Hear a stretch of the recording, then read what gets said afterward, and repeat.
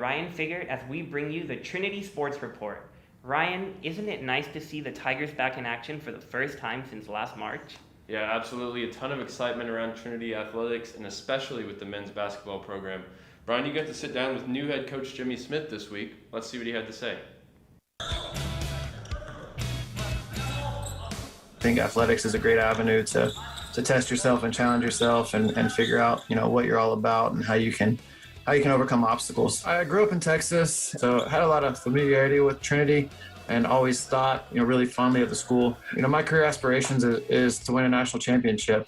I know we have a long way to go to get there, but I felt like Trinity, offered that opportunity. I think everyone's kind of pushing each other to be better, and you have a lot of people around that have like-minded goals. Coach Cunningham made it to an Elite Eight, I believe, in 2005, and had a lot of really good seasons. So we definitely want to build on that tradition and then just continue to keep moving forward. In Division III, we're obviously working with our guys throughout the season and encouraging them to, continue to get better. But there's a little more self-accountability. There's a lot of guys in Division III that are talented enough to play at the Division I level. The guys are obviously working really hard during the season. They're doing it because they love it. We try to give the guys the best opportunity to win, through scouting and preparation and practice. And then when the games come, it's their time to shine.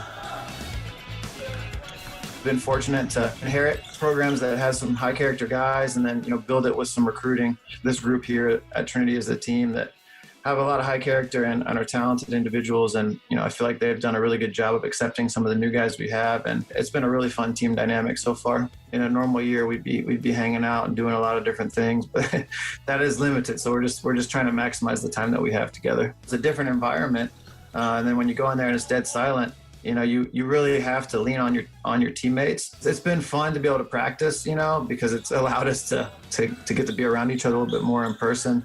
And a lot of credit goes to, the university and people in our athletic department of even being able to make that happen. We're looking forward to the days where students and parents and alums and stuff can come watch us. But for now, we rely on you guys and the live streams to let everybody see us. So we definitely appreciate that.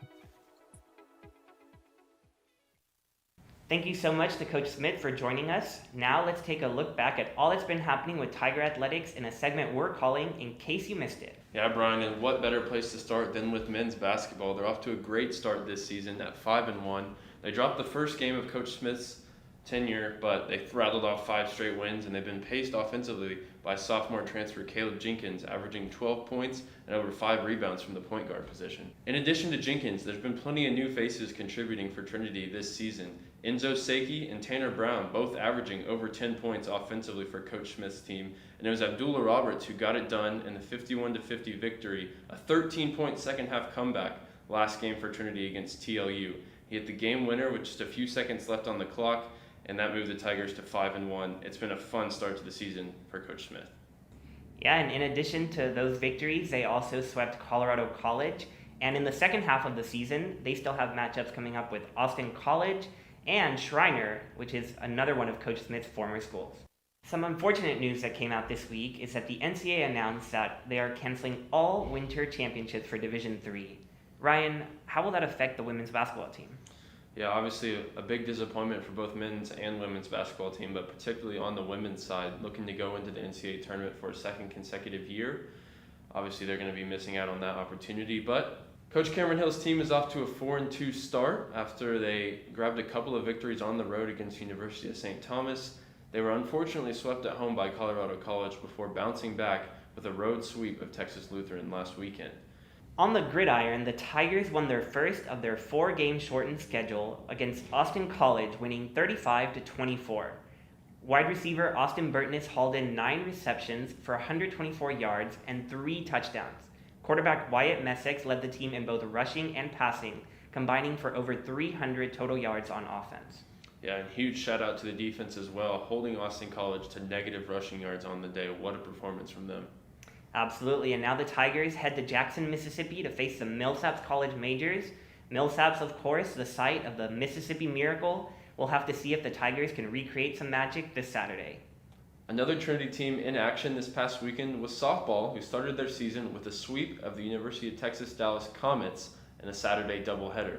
The first game was close, a 3-2 success on the back of an Allie Holbrook pitching performance, which saw 6 scoreless innings to close it out. Second game was more comfortable, a 9-4 victory, which was secured by Emily Veslavic, who went 3 for 4 on the day with an RBI and a couple of stolen bases. It was a great weekend to start the year. The men's tennis team is coming off of victories against Hardin-Simmons and McMurray this week, as well as a loss against Division I team Abilene Christian. The victories allowed the men's tennis team to sweep the SCAC honors this week, as Christian Settles won Singles Player of the Week, and partners Cameron Crimble and Wilson Hamilton won Doubles Team of the Week. The team is an overall record of 3-3, including a big victory against Division I school Rice University. The women's tennis team is coming off of victories against Hardin-Simmons and McMurray, as well as a loss to Division II school Angelo State. The victories earned the Tigers SCAC Honors of the Week, with first-year Elodie Richard winning Singles Player of the Week honors, and Megan Flores and Kate Cushing winning Doubles Team of the Week. The women's team is 2-3 overall. And men's golf is also off to a great start this season. They repeated as team champions at the Alamo City Classic on the back of a big individual performance from DJ Springer, who took first place individually as well. Springer shot 5 under and set his collegiate career best this weekend. Women's golf finished second in the same competition this week, with Katarina Mora Adrover and Kiona Hsiu finishing tied for third overall. They'll be back in action March 8th and 9th at the Shriner Spring Shootout. Crossing the finish line on their season already is the cross-country team. The women's team won their 5th SCAC title, with senior Jordan Duran leading the way with her time of 21:48, earning her the individual championship. This is Duran's 4th All-SCAC performance, and she has never finished below 9th in any conference meet during her time at Trinity. The Tigers swept the top 3 as senior Abby Blackwood and first-year Ellie Catrone took 2nd and 3rd place respectively. Blackwood was named SCAC Newcomer of the Year for her performance. Sophomore Ben Whitmore on the men's side came in 2nd place, and he finished just 1 second behind the first place winner from Colorado College. Senior Keaton Holt finished in 4th place, which was good enough for his 3rd All-SCAC appearance.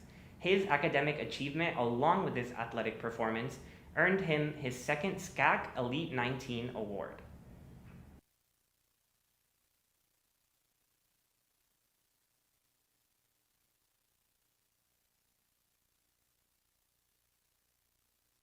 And now, looking ahead at some of our Tiger sports teams that haven't started their season yet. Brian, why don't you start us off with baseball?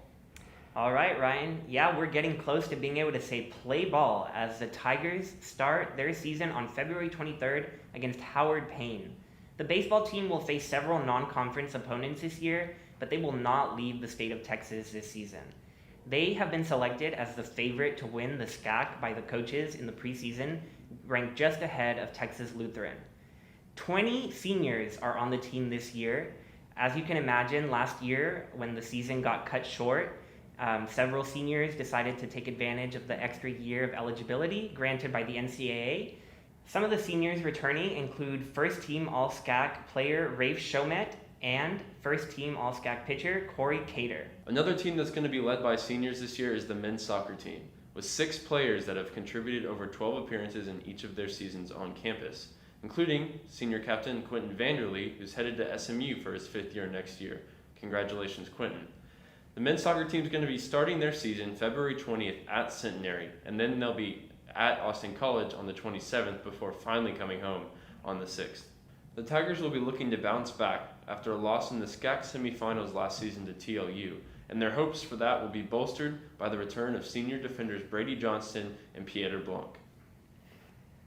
The swimming and diving teams are in action this week at the SCAC Championships at the Bill Walker Natatorium right here in San Antonio. This meet is especially important as the NCAA announced that all winter championships for Division III are canceled, meaning the Tigers will not get to compete in NCAA championships this year. However, the Trinity swimming and diving team have proven that they can compete at the national stage. Last year, 6 swimmers and 2 divers qualified for the national tournament before it got cut short in March due to the coronavirus. Good luck to the Tigers as they compete in their one and only meet this year.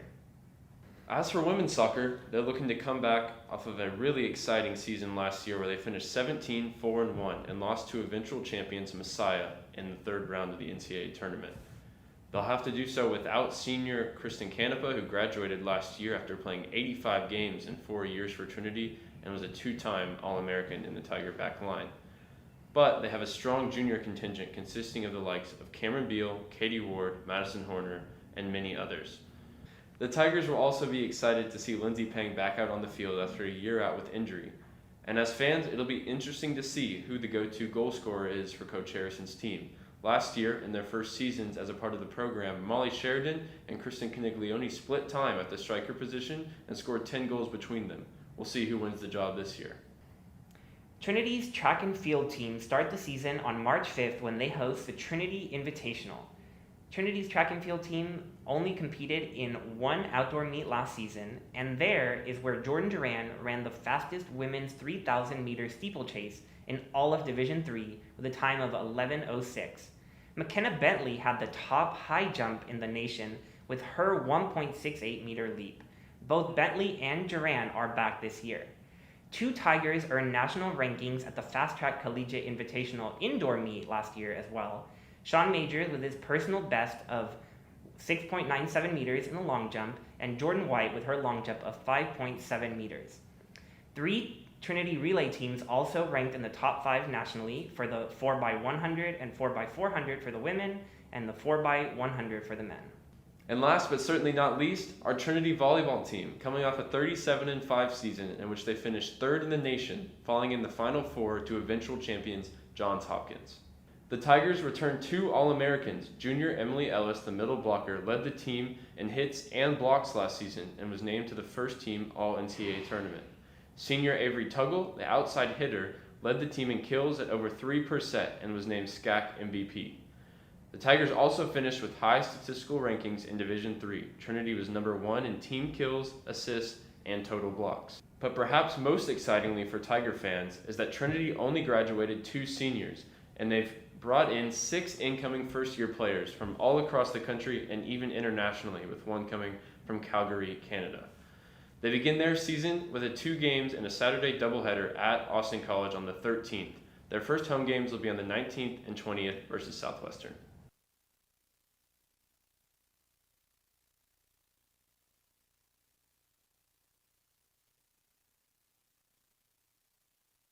Thank you so much for joining us on the first edition of the Trinity Sports Report. We hope you feel caught up to speed on all that's been going on in Tiger athletics over the past few weeks. And we hope you'll join us for the broadcast coming up on the Tiger Network.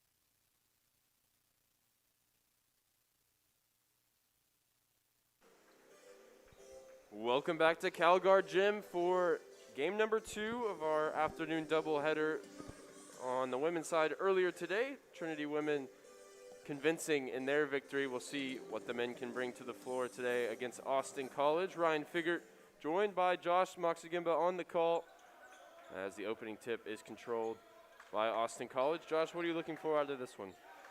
Oh, just see if the Tigers can keep it going. 5-1 to open the season, and a matchup against Austin College that I think that, you know, if they play the way that they've been playing the first 6 games of the season, we should see a Tiger victory. But Austin College, 3-3 on the season, obviously a team that is very capable of pulling off the victory here today. So it'll be interesting to see. Yeah, you mentioned the hot start for Trinity. 5 consecutive victories coming into this game after they split the first series with the University of St. Thomas, who is atop the SCAC table at the moment. So that looks like a good road split. And Austin College comes into this game 3-3, yet to win on the road. So far, they dropped 2 games at St. Thomas. Jenkins brings it up the floor. And for the Tigers, we're going to see Enzo Seiki with Ben Hanley, Caleb Jenkins, A.J. Clark, and Abdullah Roberts in the starting lineup. And for Austin College, it's going to be Jake Patton, Joshua Joe, Tristan Dick, Jalen Clemens, and Jason Jones Jr. in the starting five. For the Kangaroos, as you will see them in the crimson, Tigers in the gray. A.J. Clark controlling the offense here as he has all season for Coach Smith. Leads the team in minutes played as well as assists and up there in rebounds as well. Abdullah Roberts draws the blocking foul there. He's starting his first game for Trinity here, coming off of a buzzer-beating winner against TLU in the Tigers' last game. The first-year forward hit a turnaround jumper to secure the victory for Trinity in that one. Jenkins, A.J. Clark opened the corner, and it's good. Splash down three from Clark. And A.J. Clark, who has been all over the stat sheet, but a lot of it is rebounds, assists, and steals, getting up into points, and half-court transition or full-court transition defense there for Trinity. And again, maybe we can catch our breath here in a minute. It is quickly 7-0. This energy from Trinity, very similar to what we saw from the women's team in the first half of their game as well, forcing all kinds of turnovers and turning it into an early 7-0 lead. Timeout, Austin College. Coach Wecker really trying to get a better feel for this one. We'll take a look. The energy here from Jenkins particularly. I think he gets both steals. Yeah, just unbelievable job for Jenkins staying in it. Clark with the three, Jenkins with a couple of steals. Still trying to get caught up on maybe who had that second basket. I think it was Hanley. Ben Hanley, and so 2 points for him, 3 for Clark, and 2 for Jenkins. And the Tigers couldn't ask for a better start. First 88 seconds of this one, got a 7-0 lead. Jenkins leading the way on both sides. There you saw him spearheading that full court pressure and turning into 2 points of his own. He leads Trinity with 12.3 points per game, 5 boards as well. A chance for Austin College to answer with the 3 ball, no good. They get the offensive rebound, follow-up also no good, as Jake Patton couldn't get the second chance effort to go. A.J. Clark's layup falls off the rim as we continue to play at a frantic pace. Good steal that time, just coming from the blind spot of Enzo Seiki and picking off the pass. Tristan Dick with a great job defensively, and maybe Austin College can get into a rhythm here, if not settle the game down, although the block coming from Abdullah Roberts, and then it's going to be Trinity ball as that one was stepped out of bounds. Dick on the line when he intercepted the pass. Clark went down away from the play there. I think got his leg tangled up with Tristan Dick as he sprinted to try and break up the pass. Stays with Trinity either way, still in control 7-0. Jenkins on the dribble. Seiki, top of the key, kicks it out to Hanley for 3. Bang! 10-0 to start the game here for Trinity. The women had an early 19-0 run against the Kangaroos. That game starting at noon, and they're going to say that Hanley was out of bounds before he was able to float that ball forward. Yeah, it looked like Clemens, the other one involved in that collision. Hanley must have stepped out before they coming together.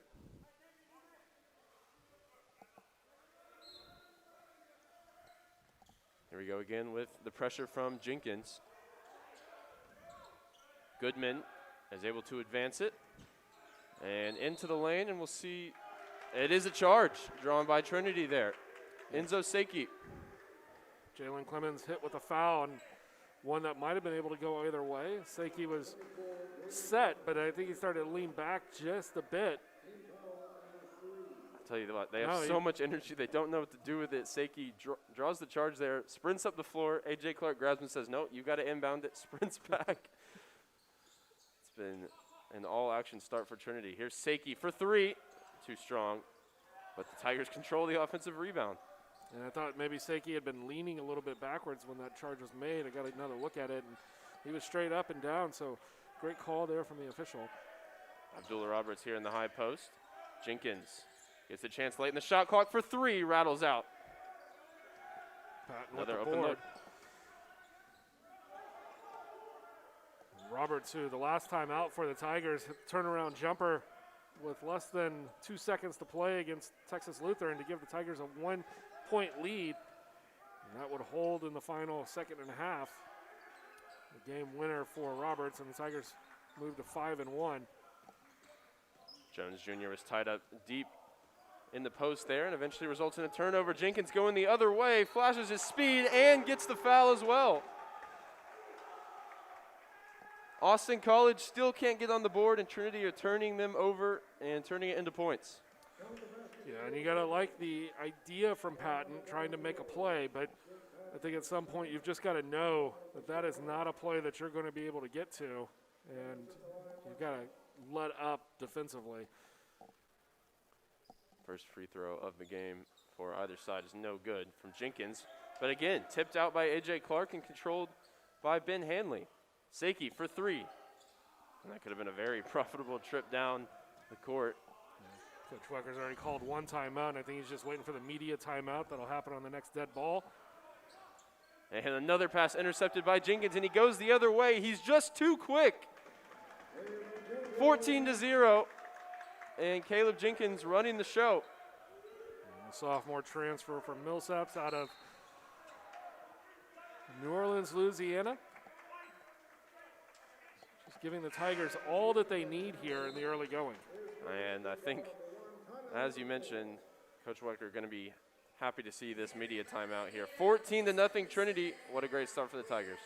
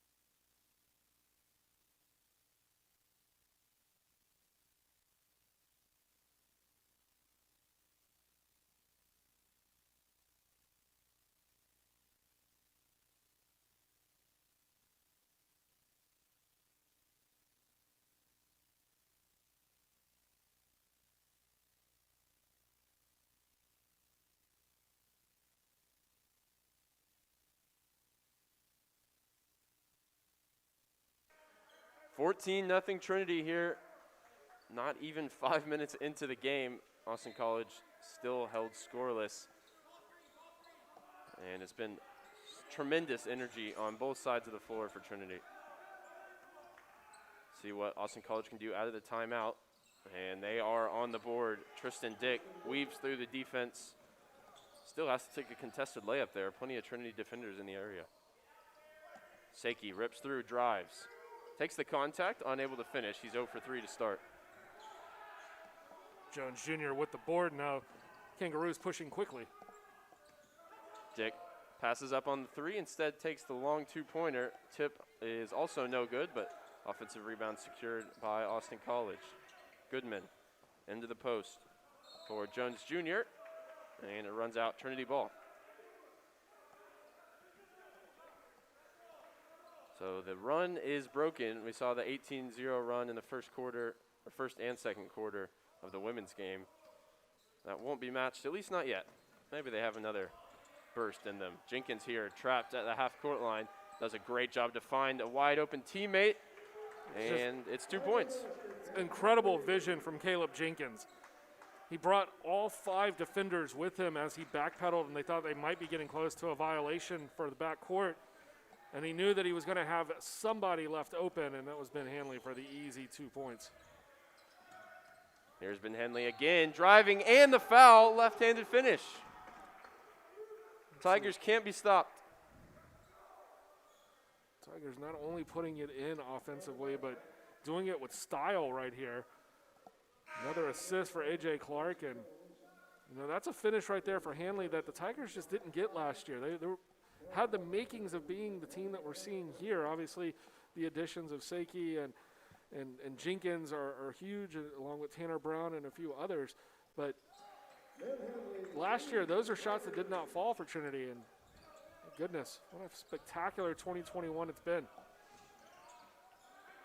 Austin College able to advance it this time.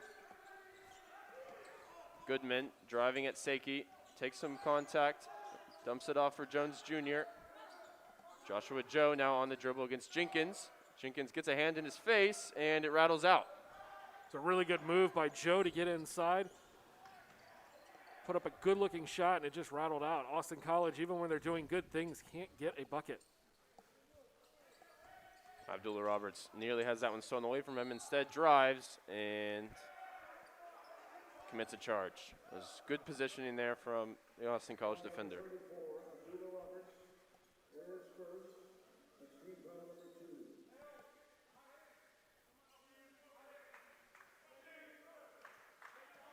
You hear the defense chant from the Trinity bench, acting as both the substitutes and the fans here in the empty arena. So that pass was tipped up in the air. Joe able to finally advance it, and a foul called against Jenkins on the Trinity logo at half court. Rex King to inbound. Abdullah Roberts defending him. I get it into Dick.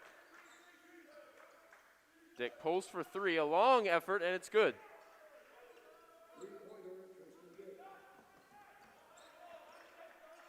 (19-5) now. Trinity's number 5, Caleb Jenkins, brings it up the floor, finds Clark, who in turn finds Roberts. Starters still out there for Trinity, and why not? They've been playing extremely well. That time, Ben Hanley draws the foul.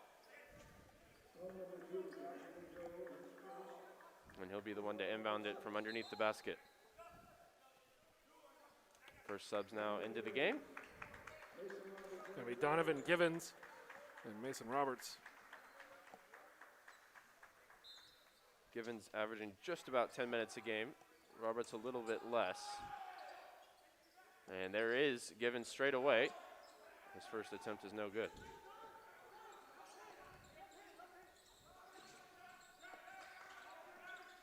Jenkins here defending against Joe. Givens able to keep it in play, and Jenkins can go the other way. Yeah, Jenkins might have gotten a piece of that one. And Clark with the nice. Well, there aren't any Giants out there, but if they were, they would have been killed. Clark with the 8-foot floater.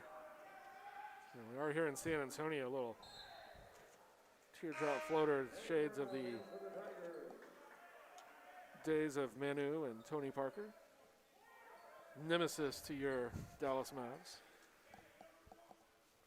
As a former SSNE employee, I have to say I have so much respect for the Spurs as well.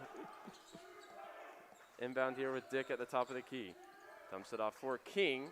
Thought he was fouled on the shot, but referee disagreed, and the Tigers again push it with pace. Tanner Brown pulling up off the glass.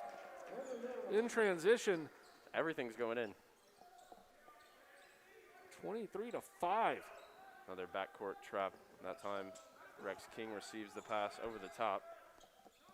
Dick in the corner, step back three, off to the left. And Clark gets another rebound. Has to pick up his dribble. And his pass does eventually get intercepted. He got caught in the bad way at half court. Jenkins with a big block. But following up on the offensive glass, 2 points for Austin College. Jenkins there playing way above his height, getting that block. Yeah, listed at 5'10", playing like he's 6'10" lately. Another block for him. And there's a hold down low. Tristan Dick holding Donovan Givens. At this point, Austin College trying to catch their breath. That's going to lead us to 11:52 on the clock. And we'll take the under 12 media timeout. Take a look at this one once again from Jenkins. Blocking it, unfortunately, right to Tristan Dick, is able to put it back in for the Kangaroos. 23-7, Tigers on top when we return.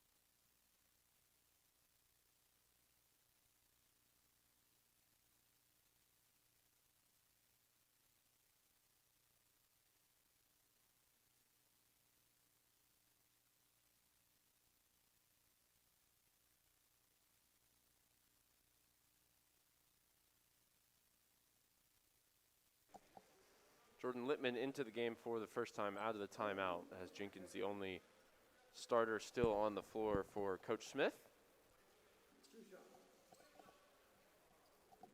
As we did a little bit of digging in the timeout, we've noticed that Austin College senior Michael Holland not playing today. That's a big miss for them and could go some way to explaining the rough start, to say the least, for the Roos. He has been a four-year starter and averaged 14 a game. That's a big miss for the Roos, and we'll see if somebody can step up and help them get back into this game. Here's Goodman on the drive, kicks it to Dick, who wanted to get it out to King, but he threw the pass away. Yeah, and sometimes it's not just the production that you miss from somebody not being in the lineup. It's the chemistry and how everything flows going through that person, or just the general team chemistry overall. So, huge loss, and Littman breaks free underneath. Can't get it to fall. Rebound for Patton. We'll see if AC makes any type of adjustments here. They've started to slow the game down a little bit, and that might start to help, but down 16 early, it's a long hill to climb back up. Yeah, and you can't be throwing the ball away like that on a simple pass. Here's Roberts at the high post. Jenkins looking to use his screen. Good defending that time against him, but it doesn't matter. It's going in for Caleb Jenkins. Joshua Joe, was up in his face, went over the screen, did everything right, and Jenkins made it regardless. There's Littman securing the board, pushing it in transition once again for Trinity. Kicks it out to Jenkins, passes it off for three, and off to the left. You saw he knew it right away. Tanner Brown sprinting to try and get the offensive rebound. Yeah, he's not going to get it, but getting fouled was going to be Givens. No, excuse me, it's going to be Littman who was fouled. Tigers already in the bonus here. Yeah, 8 fouls already. Over 10 and a half to play, and Trinity's already shooting free throws. 1-on-1 situation here for Littman. Just tells you what kind of day it's been for Austin College. I mean, if they could hit reset on this one, they definitely would. And obviously a different game, but earlier we saw how the Tiger women were able to build the early lead and then pretty much keep Austin College at arm's reach the entirety of the second half. It was always over 10 points. Trinity looking to replicate that success here on the men's side. That one poked away, and last touch off Goodman. Yeah, Austin College getting into San Antonio yesterday. Of course, the game last night being canceled because they couldn't get out the day before with all of the undrivable conditions coming from North Texas. Tanner Brown, corner three. Bang! 31-7 now. Tanner Brown extends the lead. A nice comeback there on the other side by Rex King. Doesn't equal the three that they just gave up, but at least it cuts back into something. Yeah, you've got to think we're through one quarter of the game, and Austin College has 9 points. Tough start for them. Yeah, I was saying, I mean, they've been, they slept here in San Antonio, but still, even just the change of, not having a player in your starting lineup that you normally do, and going beyond that, just having your entire week travel completely messed up and trying to get your rhythm going. And if you can't get it going early, then as we saw in the women's game, it's going to be a very long afternoon. Good handles there from Hanley as it was kept alive by Tanner Brown, and it results in a Givens three-pointer off the mark.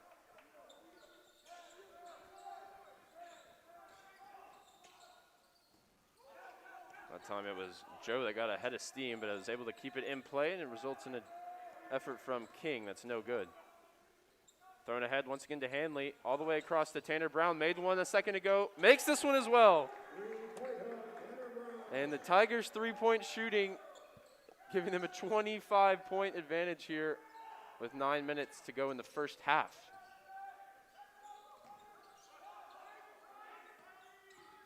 Drive this time to the left of the lane, no good off the front of the rim. That was Clearmans who couldn't get it to go, and Tigers again push it. They just look so sharp and so fit, and there's nothing the Kangaroos can do about it. I mean,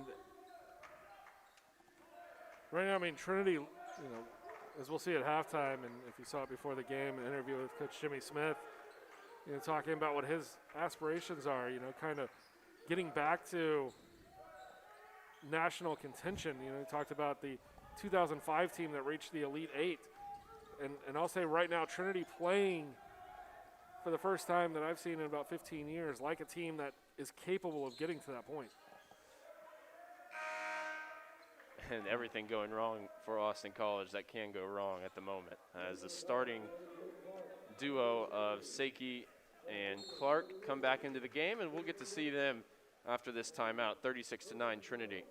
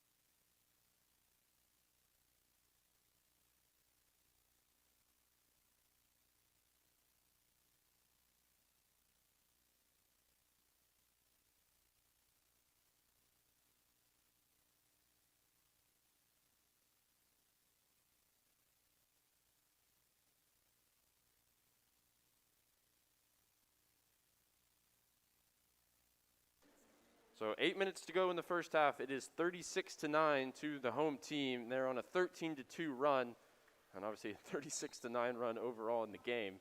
Also already in the bonus, and it's been the Tiger energy on defense and the Tiger pace on offense, coupled with some great shot making from the outside that have helped them build such a big lead so early in the game. Seiki, step back three, looked good, just short. And Clark able to evade an over the back call as he was fighting for the offensive board. Tristan Dick seen a ton of the ball with the absence of Michael Holland, the senior guard out of Waxahachie, Texas. Joshua Joe on the drive, fouled, no shots. Call goes against Jordan Littman. Right now, as you mentioned, Austin College probably just needs to get production from somebody other than Tristan Dick. He's got 7 of their 9. Because one person's not going to be able to get them back into 27-point deficit. Yeah, shooting 21% as a team, 16% from 3, just 1 of 6. Tigers, on the other hand, have shot 7 more shots. They've made 10 more shots.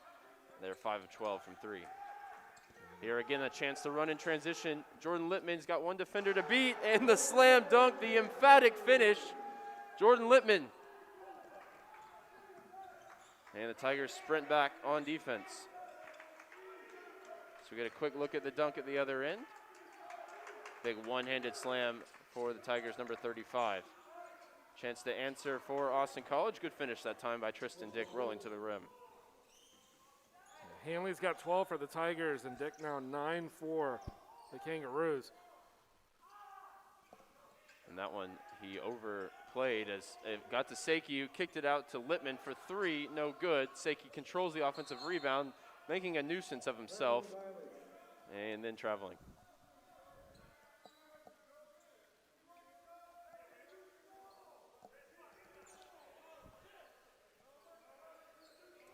Enzo Seiki just too much to handle on the boards so far from an Austin College perspective.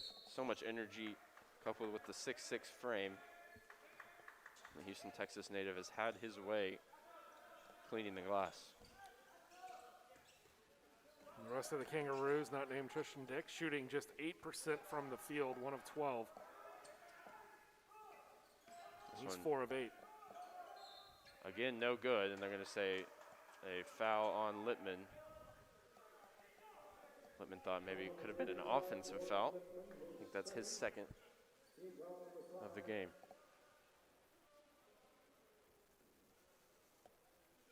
6:20 here in the first half, and it's been Hanley 12 and the Kangaroos 11 at this point.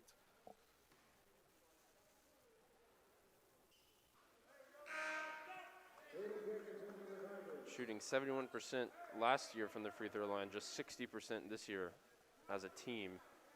And that one no good. Second of two on the way for Antosca. And it is good. Their 12th point of the game. Jenkins back in.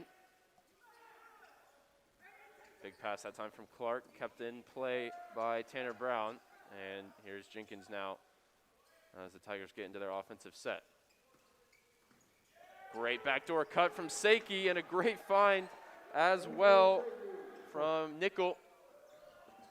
Jack Williams on the Jack pass. Williams, yeah, sorry. And just unbelievable vision there again from the Tigers and Jack Williams. As soon as he let that one go, he knew that that was going to be connected. 23, not 33 on the roster. Chance for Austin College to respond with a three, rattles out. There continues to be a lid on the bucket.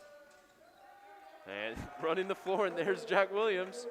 Anybody that's coming to this game has immediately produced.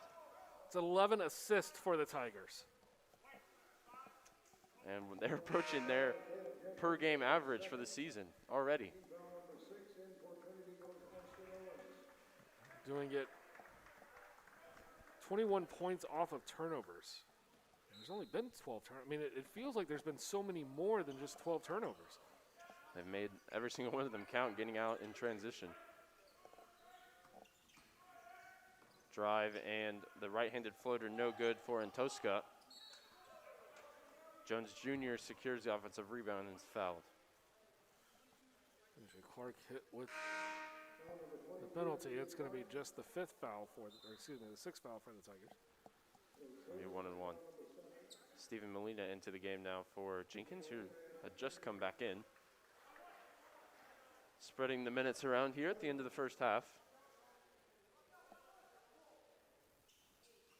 First free throw is no good in these situations where Austin College needs to make them count to have any chance to get back in it, and they aren't at the moment. Molina just on the floor, nearly forgot the ball.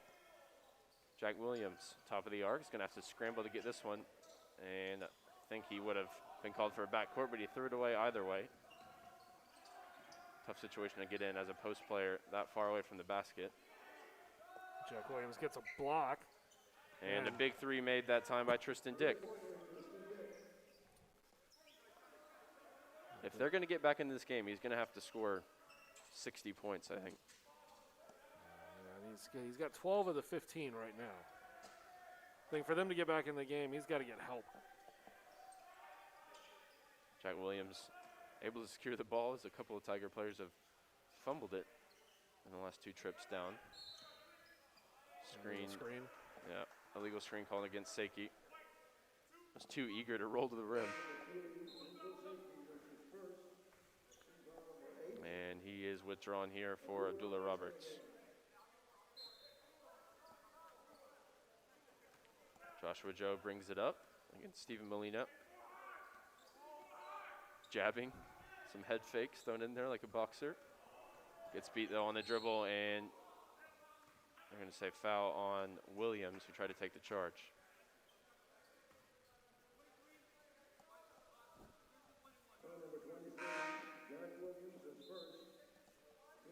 Tigers leading scorer Ben Hanley back in. He'll replace A.J. Clark.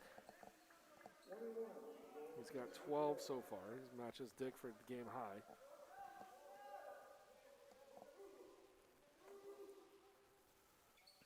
Joshua Joe good on the first free throw attempt, so he'll get another one.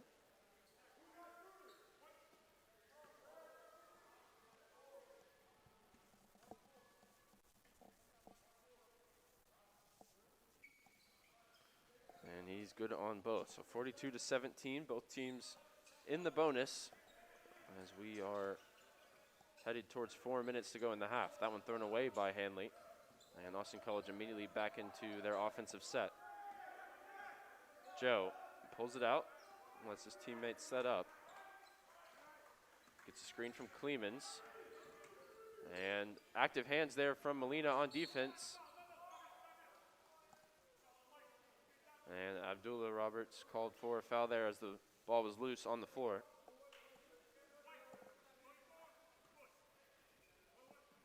I think there was more of a pushing motion there from the referee in demonstrating the foul than there was from Roberts on the play. Either way, we head into the break, 42-17. Be right back.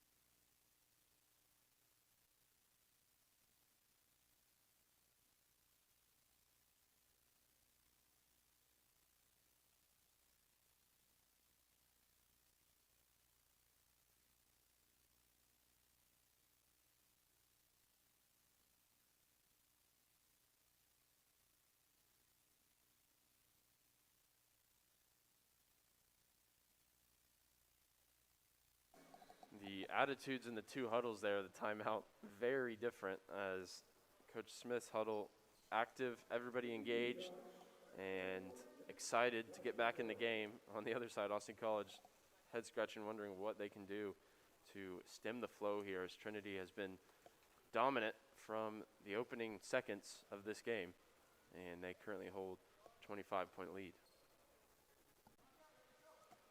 The immediate thing they can do is make these free throws here. Joshua Joe at the line. First one is good. So 3 in a row for Joe.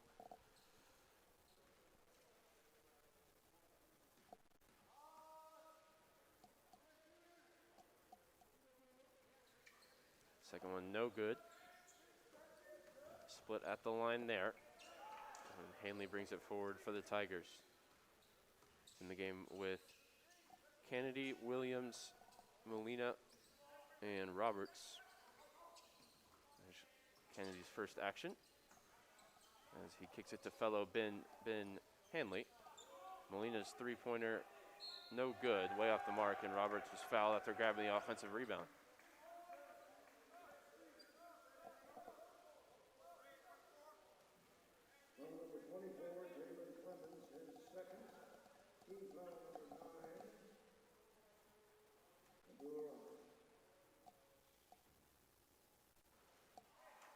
First one no good for Roberts, who's looking to get on the board still. He's got 3 rebounds and 2 fouls.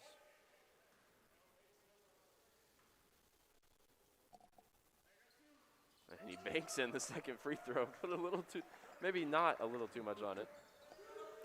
As long as you can keep it straight enough, that'll work every time. Another foul on Trinity. We're into the double bonus. And it's just the period of men's basketball games where everybody's shooting free throws. And the pace that we had to start the game has come to a screeching halt. Joe at the line once again. This time, first one is no good.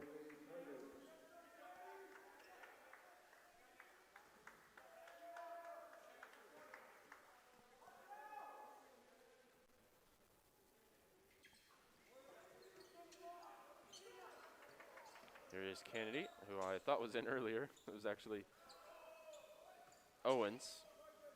Floater in the lane is good for Jack Williams. Seen a lot of familiar faces out there right now for Trinity fans the past couple years. Jack Williams now with 4 points, 2 of 2 shooting.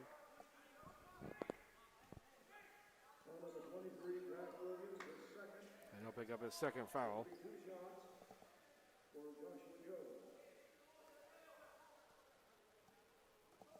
And Givens ready to come into the game, possibly for him, to avoid foul trouble.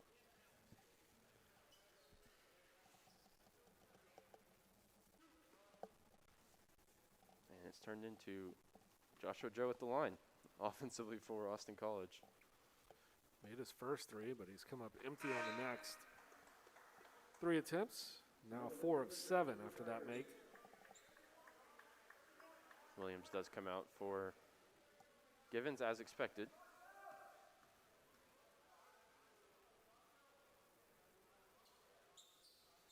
Two of 2 at the line that time for Joe.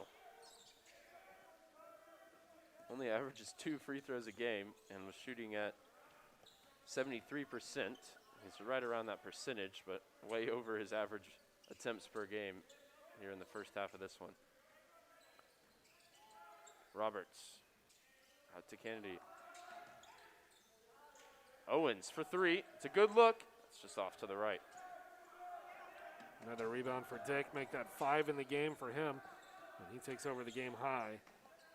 Still tied with Hanley in points. Hanley also with 4 rebounds. And after a hot shooting start from the outside, Trinity now down to 33%, just about their average. As Roberts takes the contact, and it'll be a blocking foul. He'll be headed to the line. And the last 3 minutes have taken longer than the previous 15. He spent a lot of time at the line here. Uncommon in the latter part of the first half, but Roberts still struggling a bit at the line. Now he's 1 for 3. The one he made, of course, moments ago was off the window, which I'm not judging. They all count. It's probably not how he drew it up, as that one rattles home. 46-20 Trinity. Strong drive that time by Goodman, and we're headed to the line again. so as somebody who usually struggled with free throws myself, any free throw that fell, no matter how ugly it looked, was always a good free throw. Did you ever go underhand? Never got to that point, although many would say that I probably should have at some point. Well, it's not Joshua Joe. It's going to be Chanston Goodman. And that breaks a 8 free throw streak here for the Kangaroos of Joe going to the line. And we get to see some players that don't usually see as much time for Coach Smith,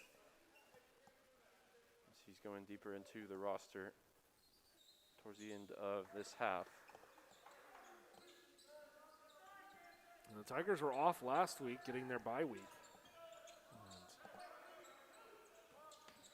some of the starters not having to go deep into this one. Yeah, and the new player that I was referencing, which I'm not familiar with as of yet, Darren Everidge from McAllen, Texas, first year, number 30.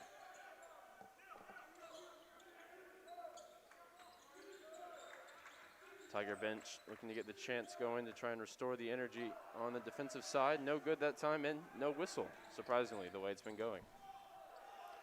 That one thrown away by Hanley, who was looking to dump it off to Owens, and it results in 2 easy points for Trinity. You have to make sure to close out this half strong.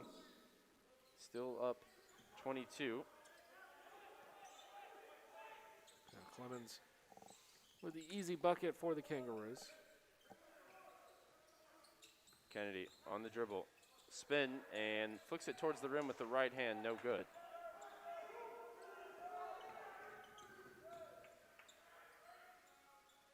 And that time, no good at the other end for Clemens.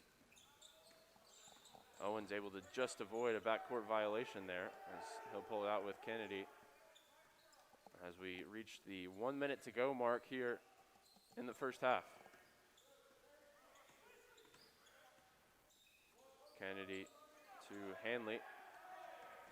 Hanley drives baseline, single digits on the shot clock. Corner 3, travels all the way around the rim but won't fall. Tigers get the tip in though, big play from Hanley.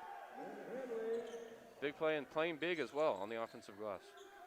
Yeah, and Hanley with a couple of boards on that sequence. He's now got 14 points and 8 rebounds, taking over the game high in both categories. As the three-pointer is good to answer from Antoska. His first field goal of the day gives him 4 points. And it was Kennedy that wanted to take the timeout. He looked at Coach Smith, and then Coach Smith said, no, go advance it, and then they take the timeout. So they'll draw something up here before the final play of the half. 19.6 seconds to go. Trinity 48, Austin College 27.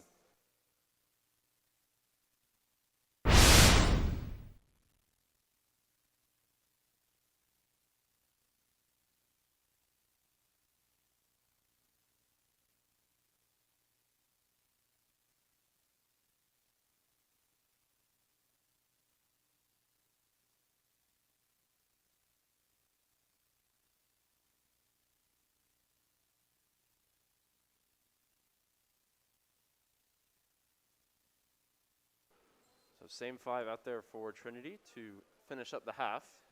Just under 20 seconds to go. And we'll see what Coach Smith draws up from the timeout. The new Trinity coach in his first year with the Tigers, coming over from Millsaps College. Here's Hanley on the dribble. Gets the screen, and he's going to drive himself, and he's fouled. Going to shoot 2 as the ref takes one to the face there on the bouncing ball. A couple of connections going on in the world of Trinity sports today. The football team was in Jackson, Mississippi, taking on Millsaps, winning today by a score of 37-7. And the women's volleyball team switching places with the Kangaroos. They traveled up to Sherman, and they won the first game 3-1. And the second game starting just a little bit ago.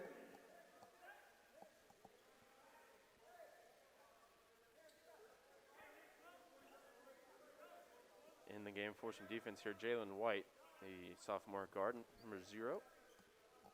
Trying to make sure that Austin College stays at 27 points headed into the half. 50 for Trinity. Clock running down here as Dick drives, and he traveled before he got the shot away. So there'll be 2.4 left for Trinity to try and do something with. I have to imagine it's just going to be some type of heave, if anything at all. Ball into Kennedy. The half-court effort is off the backboard, off the front of the rim. But the way that Trinity played in that half, you wouldn't have been surprised if it went in. They cap off a great half. Their 50-27 lead, and if you're interested in all things Trinity sports, be sure to stick around. Over halftime, we will play the first edition of the Trinity Sports Report. You're watching the Tiger Network. Hello, Tiger fans. I'm Brian Jenselson, and I'm joined by Ryan Figert as we bring you the Trinity Sports Report. Ryan, isn't it nice to see the Tigers back in action for the first time since last March? Yeah, absolutely. A ton of excitement around Trinity athletics, and especially with the men's basketball program.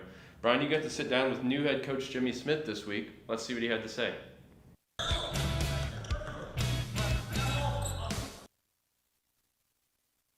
Test yourself and challenge yourself and figure out, what you're all about and how you can.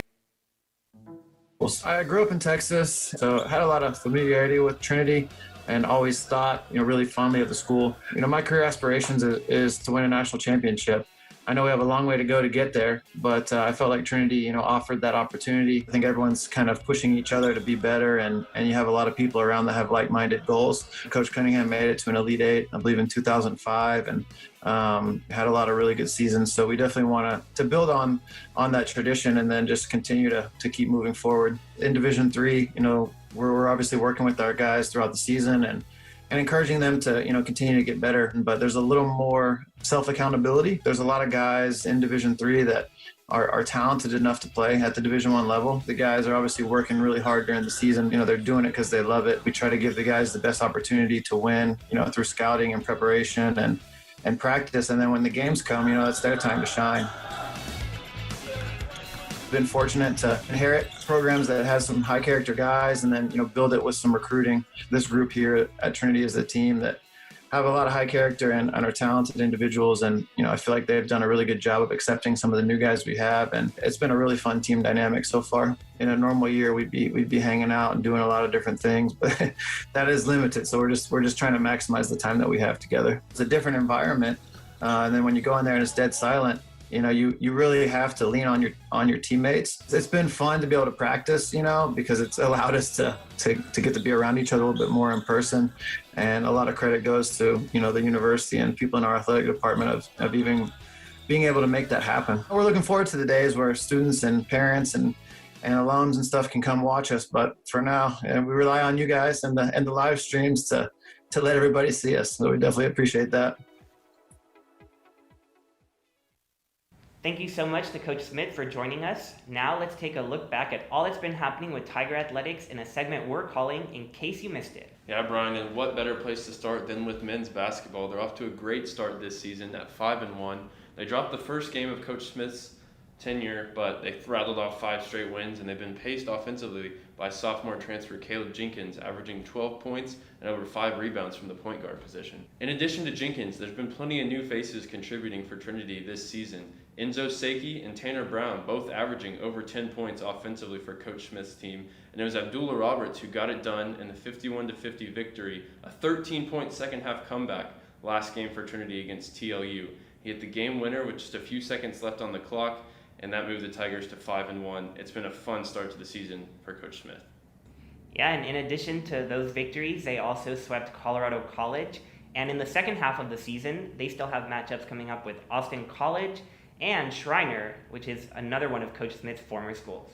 Some unfortunate news that came out this week is that the NCAA announced that they are canceling all winter championships for Division III. Ryan, how will that affect the women's basketball team? Yeah, obviously a big disappointment for both men's and women's basketball team, but particularly on the women's side, looking to go into the NCAA tournament for a second consecutive year. Obviously, they're going to be missing out on that opportunity, but Coach Cameron Hill's team is off to a 4-2 start after they grabbed a couple of victories on the road against University of St. Thomas. They were unfortunately swept at home by Colorado College before bouncing back with a road sweep of Texas Lutheran last weekend. On the gridiron, the Tigers won their first of their 4-game shortened schedule against Austin College, winning 35-24. Wide receiver Austin Burtness hauled in 9 receptions for 124 yards and 3 touchdowns. Quarterback Wyatt Messick led the team in both rushing and passing, combining for over 300 total yards on offense. Yeah, and huge shout out to the defense as well, holding Austin College to negative rushing yards on the day. What a performance from them. Absolutely, and now the Tigers head to Jackson, Mississippi to face the Millsaps College Majors. Millsaps, of course, the site of the Mississippi Miracle. We'll have to see if the Tigers can recreate some magic this Saturday. Another Trinity team in action this past weekend was softball, who started their season with a sweep of the University of Texas Dallas Comets in a Saturday doubleheader. The first game was close, a 3-2 success on the back of an Allie Holbrook pitching performance, which saw 6 scoreless innings to close it out. Second game was more comfortable, a 9-4 victory, which was secured by Emily Veslavic, who went 3 for 4 on the day with an RBI and a couple of stolen bases. It was a great weekend to start the year. The men's tennis team is coming off of victories against Hardin-Simmons and McMurray this week, as well as a loss against Division I team Abilene Christian. The victories allowed the men's tennis team to sweep the SCAC honors this week, as Christian Settles won Singles Player of the Week, and partners Cameron Crimble and Wilson Hamilton won Doubles Team of the Week. The team is an overall record of 3-3, including a big victory against Division I school Rice University. The women's tennis team is coming off of victories against Hardin-Simmons and McMurray, as well as a loss to Division II school Angelo State. The victories earned the Tigers SCAC Honors of the Week, with first-year Elodie Richard winning Singles Player of the Week honors, and Megan Flores and Kate Cushing winning Doubles Team of the Week.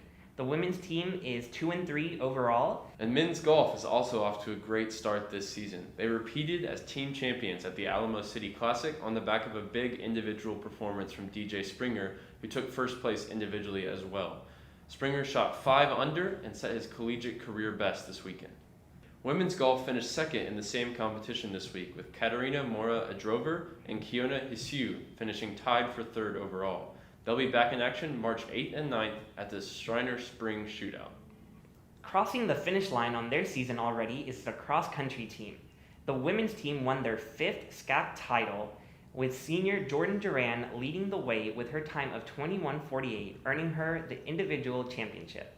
This is Duran's fourth All-SCAC performance, and she has never finished below 9th in any conference meet during her time at Trinity. The Tigers swept the top three as senior Abby Blackwood and first-year Ellie Catrone took second and third place respectively. Blackwood was named SCAC Newcomer of the Year for her performance. Sophomore Ben Whitmore on the men's side came in second place, and he finished just 1 second behind the first place winner from Colorado College. Senior Keaton Holt finished in fourth place, which is good enough for his third All-SCAC appearance. His academic achievement, along with his athletic performance, earned him his second SCAC Elite 19 award.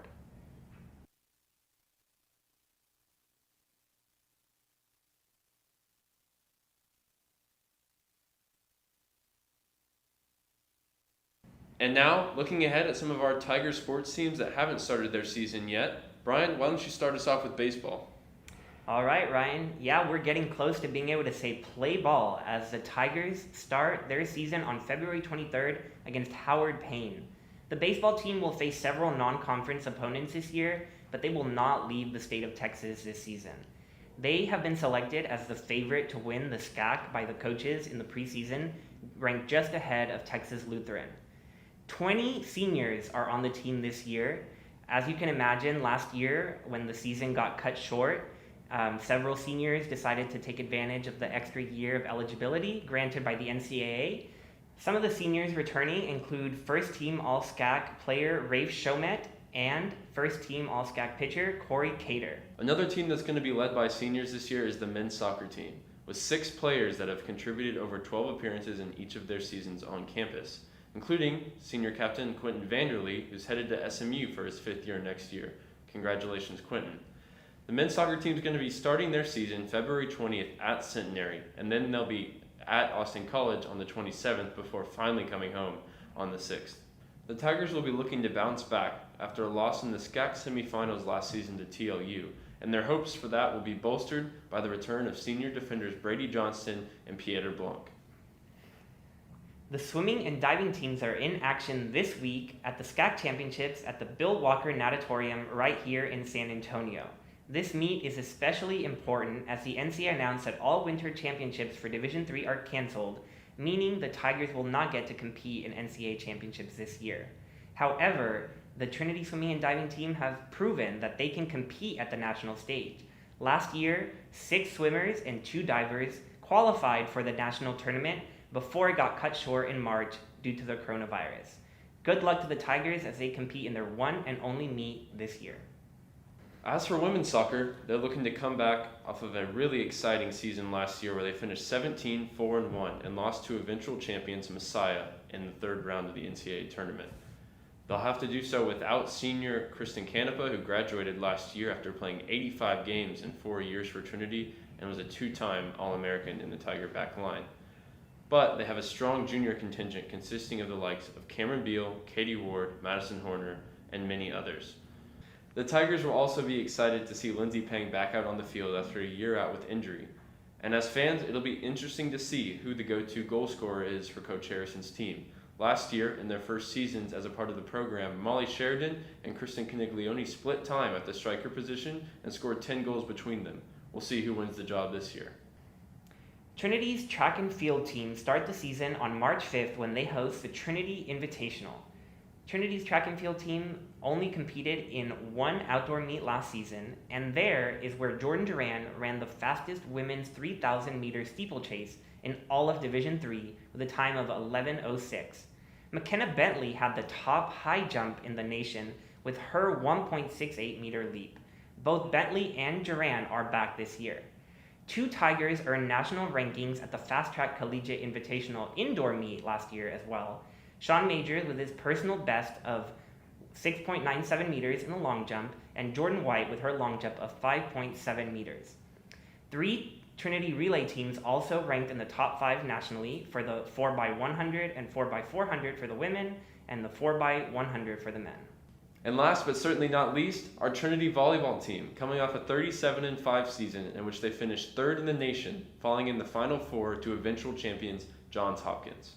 The Tigers returned 2 All-Americans. Junior Emily Ellis, the middle blocker, led the team in hits and blocks last season and was named to the first team All-NCAA tournament.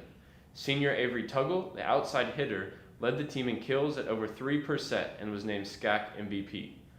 The Tigers also finished with high statistical rankings in Division III. Trinity was number 1 in team kills, assists, and total blocks. But perhaps most excitingly for Tiger fans is that Trinity only graduated 2 seniors, and they've brought in 6 incoming first-year players from all across the country and even internationally, with one coming from Calgary, Canada. They begin their season with a 2 games and a Saturday doubleheader at Austin College on the 13th. Their first home games will be on the 19th and 20th versus Southwestern.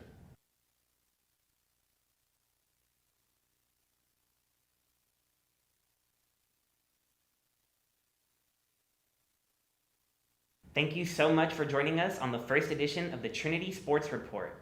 We hope you feel caught up to speed on all that's been going on in Tiger athletics over the past few weeks. And we hope you'll join us for the broadcast coming up on the Tiger Network.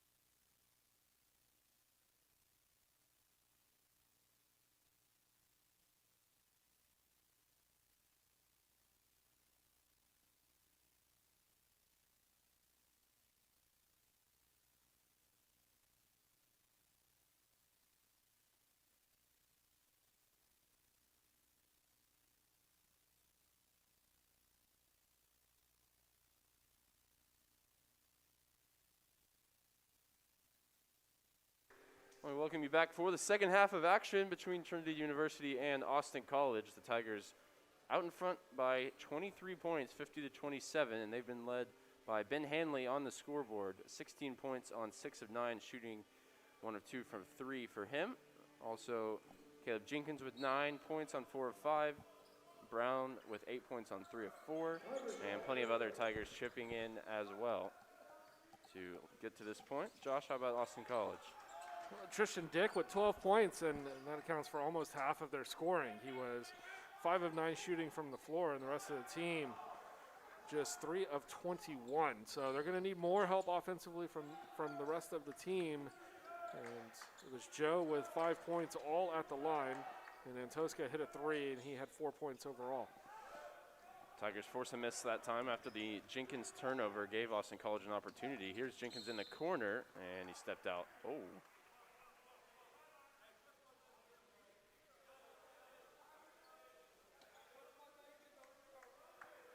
And Seiki not happy with the after the whistle action. Jenkins just shaken up a little bit. And I think the officials are talking about what happened with Jenkins afterwards. I don't know if we can see a replay. Maybe it was like he got clotheslined almost going up after he had stepped out of bounds prior to driving. And I think they're going to look at the replay. So if the guys back in the booth can cue that up for them. We'll take a quick break and be back in just a bit.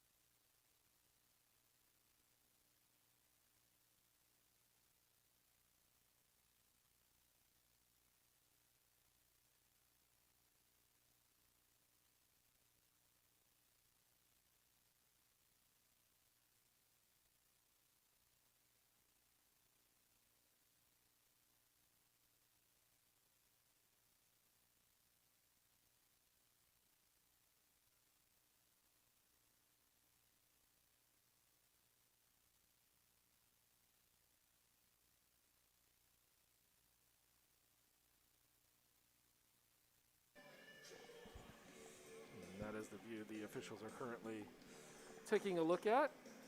And we saw this in the women's game where any contact made to the head area gets hit with an intentional foul.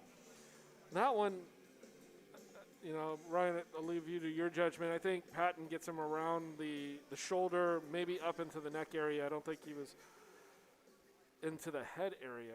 It's more the fact the power that Jenkins can get coming off the ground means that he is sprawled out by almost a clothesline effect. As Jenkins was ready to dunk that ball over Jake Patton. I've seen him do it in warm-ups, despite just being at 5'10", as a 5'10" man myself, I find it very impressive. I'll tell you, I'm not getting anywhere near the rim. Take one more look in more of a real time.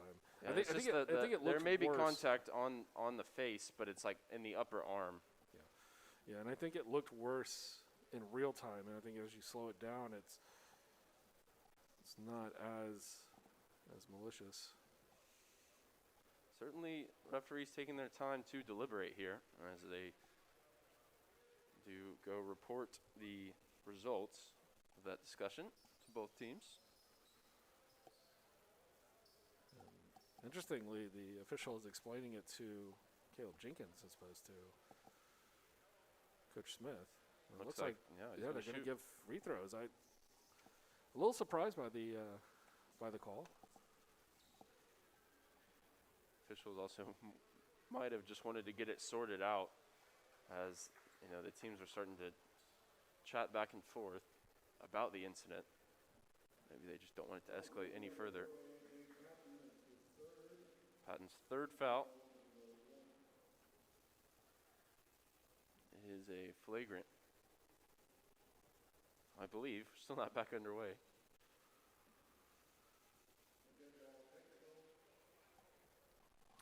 So they've given a dead ball technical. And 37 seconds into the second half, and one more for Jenkins as he misses the first.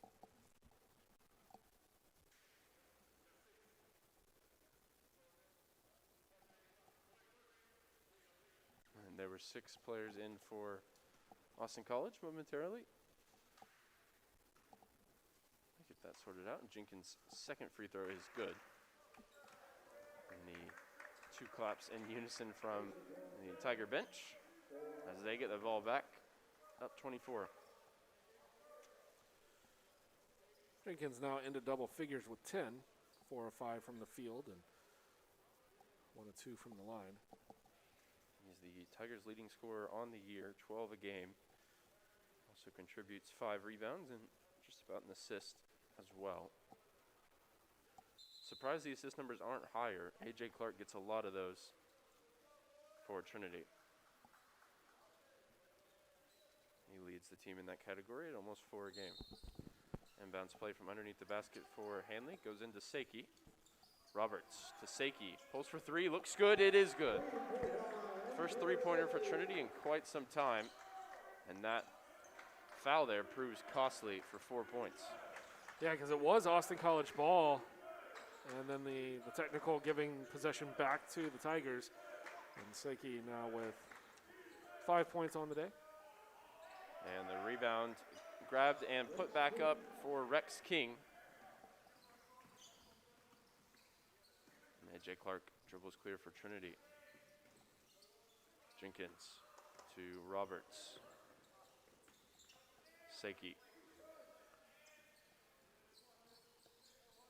Hanley with the off-ball screen, gets it back. Good defense here from Austin College as the shot clock winds down. A.J. Clark will pull straight away from 3, just a little too strong on that attempt. And the Tigers sprint back, get in their defensive spots.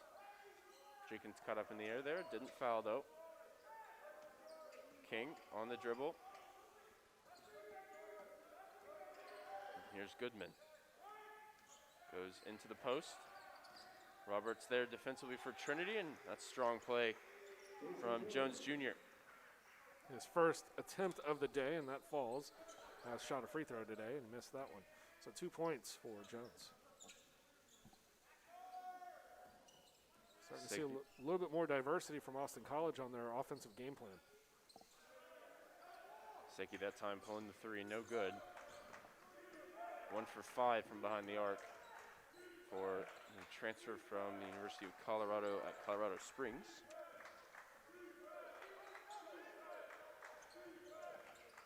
A.J. Clark with a big steal there against King, and the Tigers can push it in transition. We saw this a lot in the first half. Hanley going to the rim, and he's fouled. It's going to be an offensive foul on Hanley. Austin College did a good job of getting back in time to get set. And that's what they weren't doing in the first half.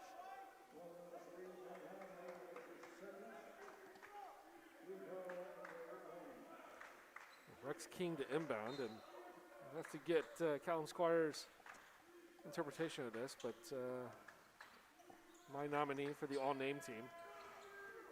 Here's Jenkins with the steal and the score. So a bit of that in the first half. And Austin College not going to allow that to happen on back-to-back possessions. Jenkins came across to get another block, but the foul's going to go against Hanley. Such a good off-ball defender, Jenkins. He always knows when to come and double team from the weak side.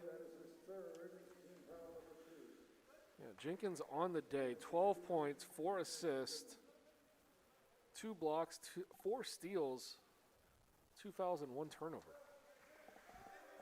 The lowest of his numbers are the ones that you want to be low. Not a bad day at the office for Caleb Jenkins. And his inclusion in the starting lineup, he came off the bench to great success in the first 2 games of the year, but since he's come into the lineup and moved up the rotation, playing alongside A.J. Clark, they have such good playmaking in the backcourt that it gets Jenkins a lot of looks, and so does his ability on defense, turning steals into points. Here he is on the dribble to the left, passes it off to his backcourt mate, A.J. Clark. Gets it back. He wants the three-pointer, steps back, and it's good. It just looks so smooth for Jenkins there. As an Austin College player is down off the ball. 15 now for Jenkins, and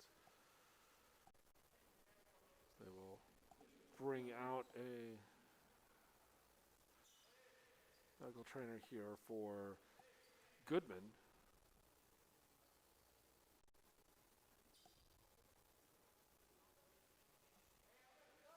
Trainer may have asked him, "Are you good, man?" And he would have said yes.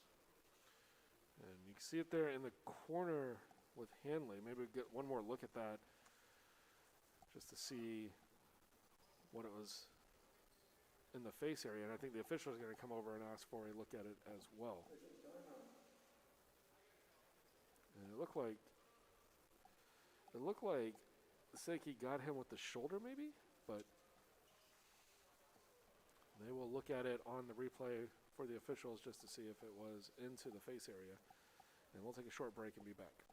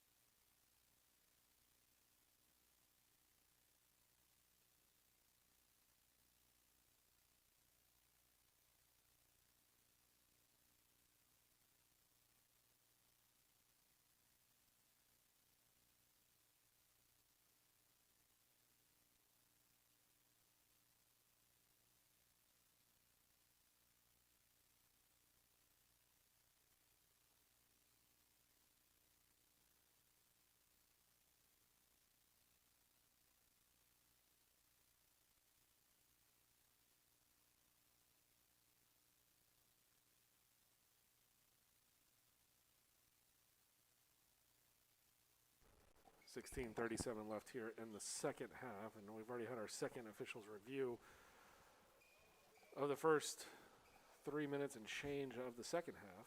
And yeah, regardless of the pace that the game is being played with on the court, seems like it's going to take a while to get through this second half. yeah, the officials right to look at that one a little bit extra, see what they could see. It looked like Seki trying to set the screen. Got Goodman with, it looked like maybe Goodman's jaw might have gotten into Seki's shoulder. They don't deem it a technical foul or a intentional foul. King fouled that time by A.J. Clark. Rex King knocks down the first.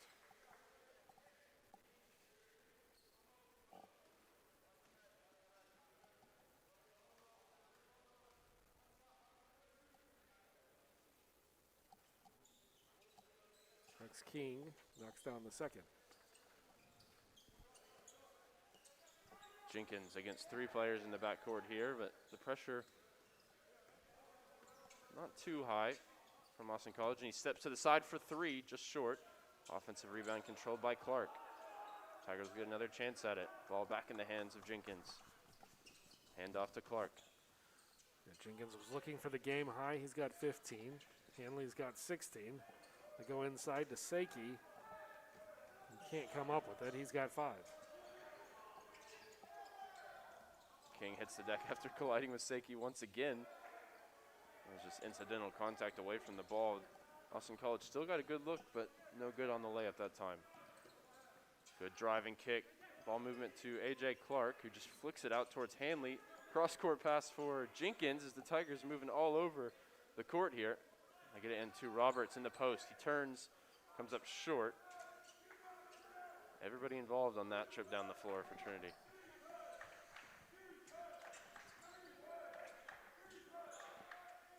Dick for 3, off to the right. Yeah, the ball movement on the last possession just showing how unselfish Tigers are here. As I mentioned early on, they had 11 assists early on. The score was 42-12 at that point. Got 13 assists here in the game now, 59-34. And finally a dead ball timeout under 16 minutes, and we will take a media timeout. We'll be back here to Calgary Gymnasium in just a moment.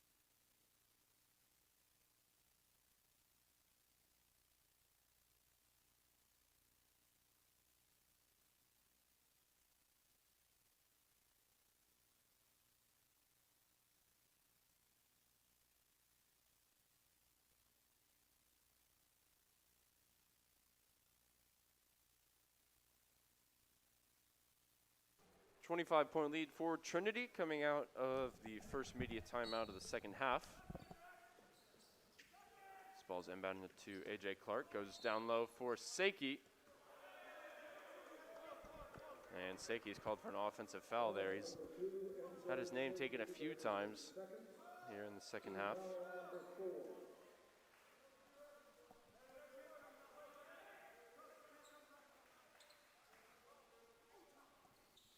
Jenkins nearly gets a hand on that overhead pass from Goodman, who's back in the game after the earlier collision.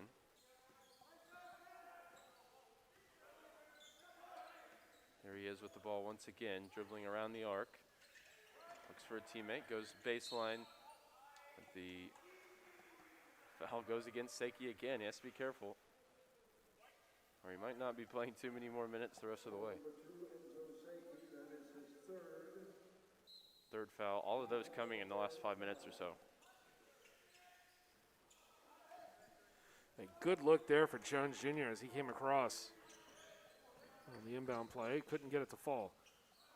Seiki for 3 off the mark, but Roberts cleaning the glass, can't get it to go. Tigers fighting with themselves there, trying to get the putback, and it was no good. And Tosca passes off to Goodman. Jones Jr. wanted to walk back to Antosca. He looked at Tosca, and he might have just put it through a little too quickly. Hanley comes out for Tanner Brown, averaging 10 points a game on the season, his first year as a part of the program. He's a local from San Antonio. A.J. Clark on the drive, throws it up towards Roberts, who wasn't ready for it. And as you probably expect, Trinity unable to keep the same pace they brought offensively. The good thing is, though, they're up 23. Jones with the putback, and he's now got 4. Austin College shooting just 29% as a team. Numbers are going to have to go way up if they're going to get back into this. Roberts swings it all the way to Seiki, who's struggled from behind the arc. So he takes it, puts it on the deck, gets his hands dirty, and gets 2 points.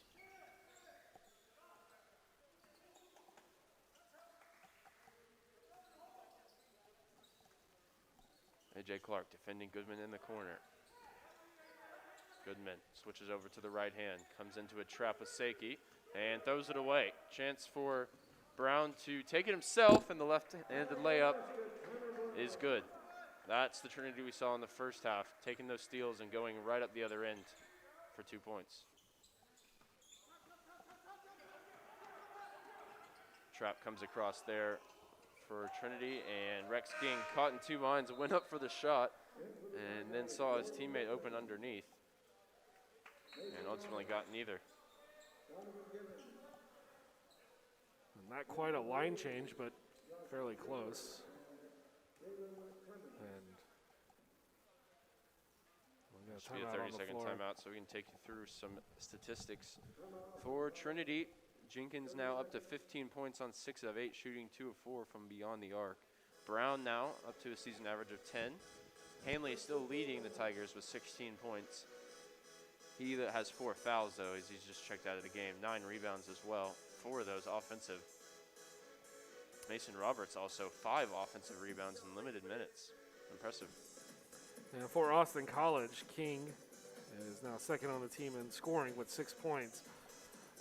Joe still with the 5 that he had from early on, all from the foul line. 4 apiece for Antosca and Jones, and of course Tristan Dick with 12 leading the way. And 5 rebounds apiece for Dick and Clemens, and 3 steals on the day for Dick as well. So trying to find some of the positive spots here for the Kangaroos. Just at this point, it's 12:58 left to go in the game. Trinity in command. I think if you're Austin College, maybe Coach Wecker takes this time out to say, look, don't worry about the score of this game. You've got to start to build some momentum going into next week and see what you can do going forward. So 27-point game here with under 13 minutes to play. Yeah, you have to remember as well, Austin College without their senior leader, Michael Holland, who averages 14 a game in his career over 4 years as a starter for the Roos.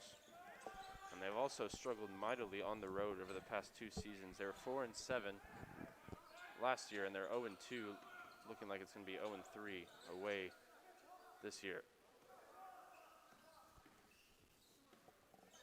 This is an Austin College team that finished pretty high up in the SCAC standings as Tanner Brown pulls for 3, and it's good. Last season, they finished 11-7 in conference, but they ended their season on a 3-game slide, ultimately going out to TLU in the SCAC semifinals, who they'd beaten twice during the regular season. Brown and Jenkins combining for 11 of 14 and 28 points now. Brown 13 points on 5 of 6 shooting, 3 of 4 from downtown. Jenkins called for a foul there, trying to reach around and poke the ball free. Foul number 5, Caleb Jenkins, that's his 3rd. Team foul number 6. Jenkins' 3rd foul. He'll depart. Entering in for the Tigers for the first time we're going to see is Grayson Herr. Seeing quite a few first-year players for the first time today. Roberts also back into the game in the post for Trinity, as that one's just thrown away by Jones Jr. You saw the look of disbelief on his face when his teammate moved from the spot he thought he was.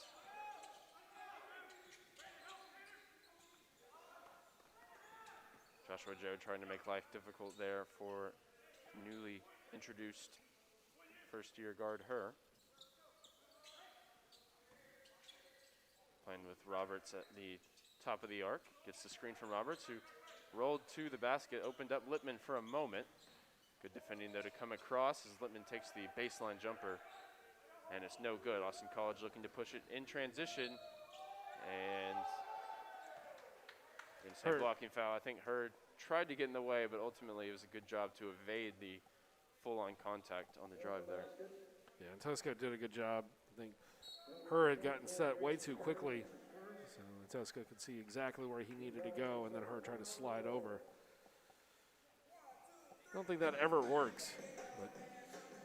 But the under-12 full media timeout, we'll take that. 66-38, Trinity on top of Boston. We'll be back in just a bit.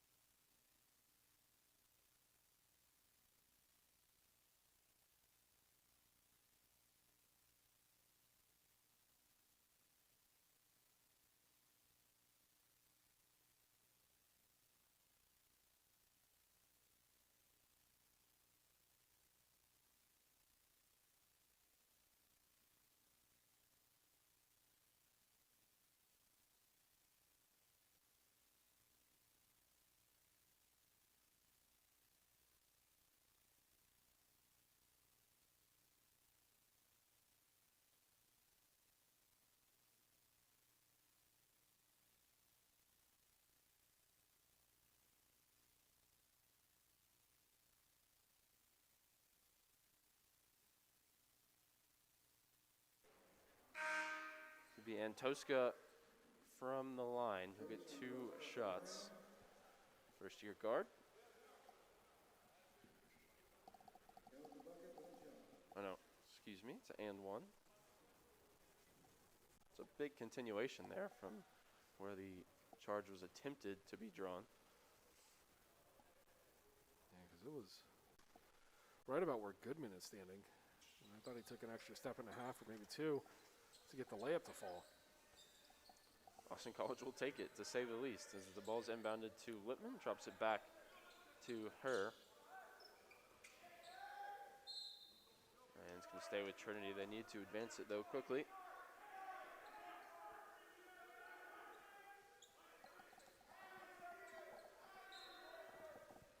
Got 3 seconds to do so. And Lippman draws a foul. See almost a cheeky smile away from the play there from the Tiger Junior. Third foul on Clemens, and Tigers will move about 30 feet down the line and inbound from there. Here's our chance to see what Her can do running the offense for Coach Smith. He goes into the paint for Givens, who's just too strong that time up against Clemens. They had to be careful not to foul him to avoid getting in foul trouble. Lippman making a nuisance of himself in the backcourt. Now the Tigers trap at the halfway line. Good energy from Trinity not to give up an easy look despite the traps. And Roberts, strong defending underneath for committing the foul on the and one opportunity.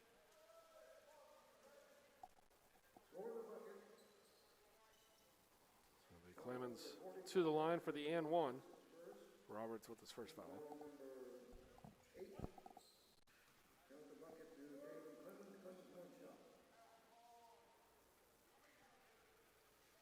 Austin College into the bonus, and we still in double digits in the time column for the second half. Could be a long one the rest of the way. Lippman here sends his defender to the ground, and Tosca was eager to get back up and make amends, and he did so, poking the ball away from the Tiger Junior. There's Goodman. Battle underneath for positioning. Goes to Dick, swings it around. And they do go underneath now. And another solid defensive effort that time from Roberts. He rejects Patton at the rim. Her drives and kicks. Lippman for three. Just short. And Austin College now looking to run the floor. They'll have to pull it out, though, after the pass was off the mark. Here's Dick, has an open look from three. He'll take it, and it's just too strong. As the pace comes back into this game, two teams trading blows here as Tanner Brown from way out comes up just off the mark. Was a heat check there for Brown. Tanner Brown for about 25 feet. Corner three, no good. Follow-up is good for Dick. Gets the rebound and 2 points to his name there. First points in the second half from Dick. He's now got 14. Her drives, gets to a spot, pulls up, no good. But Goodman slipped, and Tigers were able to grab the offensive rebound. Here's Givens, top of the arc, finds Roberts. He's been very involved getting offensive rebounds for Trinity. Back to Givens. Givens, left-handed finish, no good. Tanner Brown thought he kept it in play, and looks like he did, maybe?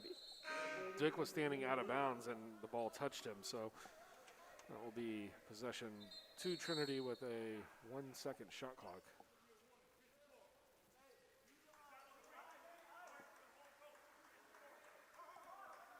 Coach Smith gets a warning there, despite being up 24 points.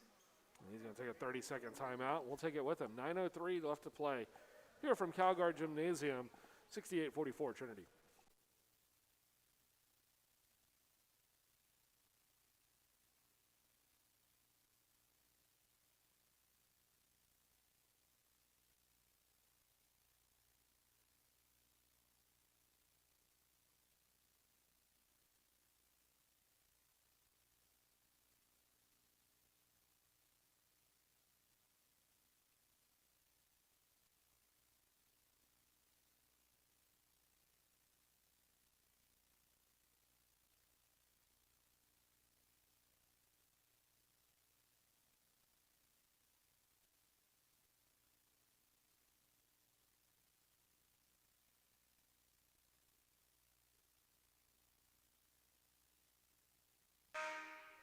So it looks like Coach Smith was given the warning for coming onto the floor while the game was still being played. The shot clock was reset to 20. So here's Tanner Brown. Good shot fake and gets to the rim with ease. Good finish there as the Tiger first-year guard continues to impress. now 6 of 8, 15 points for Tanner Brown. Coming back the other way and getting 16 points to his name is Tristan Dick. Her. Couple behind the back crossovers there as he breaks the one-man press from Austin College. Givens back to her. Flirted with the idea of driving there, instead dumps it off to Givens again. Gets to his spot, gets the shot away, and Tanner Brown gets the putback. Nice tip in from the guard. And with that putback, Tanner Brown now with a game-high 17 points. He's exploded here in the second half as Lippman takes that pass. Can he do it again with authority? Jordan Lippman. And he forces a timeout out of Austin College. The first one was the warm-up, Josh. How about the sequel? That one looking more like dunk contest time. Get another look at it here. Crank that one back a little bit. Okay, Jordan.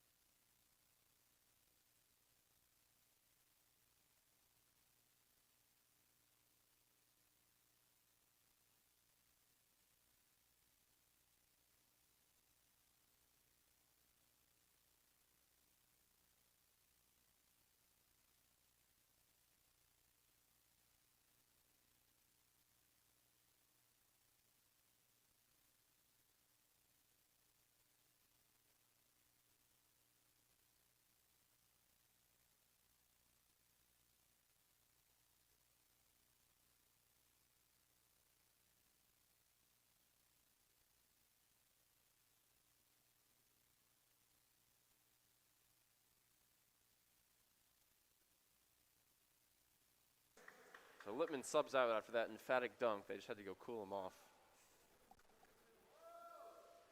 As he comes out of the game,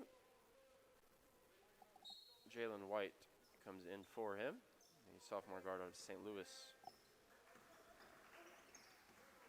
Another turnover there, that time forced by A.J. Clark, and just onto the floor, Jalen White will be headed to the line. Chance to make it a 30-point advantage for Trinity.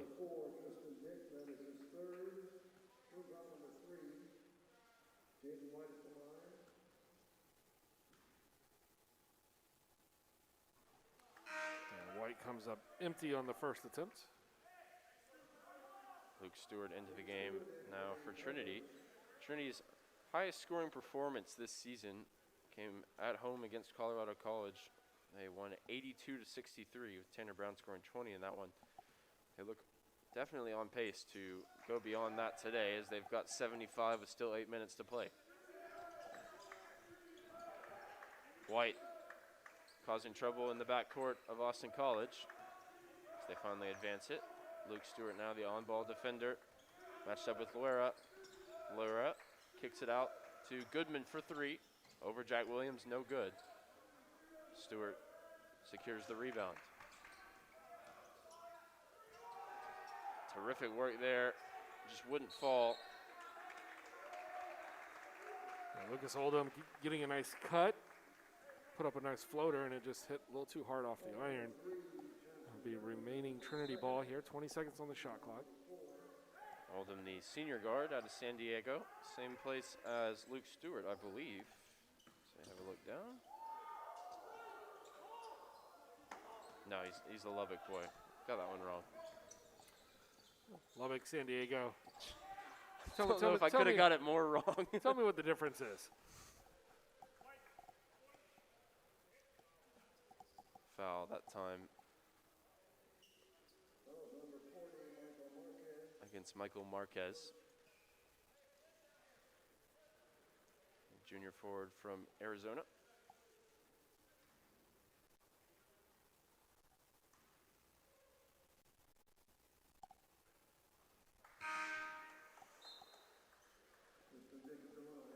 And Dick now with 17 points. He ties Tanner Brown for the game high.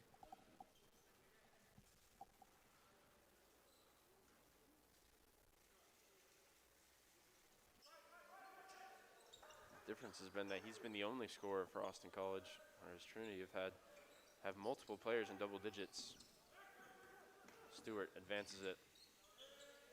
Yeah, 3 players all over 15 points for the Tigers.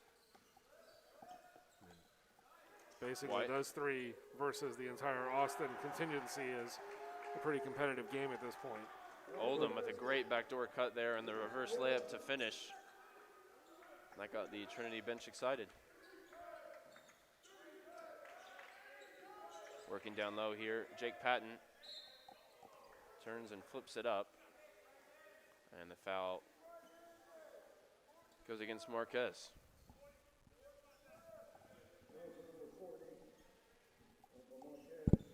I mentioned Trinity Volleyball making their way to Austin College. They take 2 games against the Kangaroos today.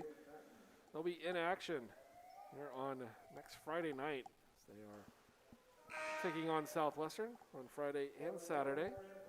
Saturday as well. We're scheduled to get back outdoors to the Gridiron, and football team taking on Hendricks in their final game of the season.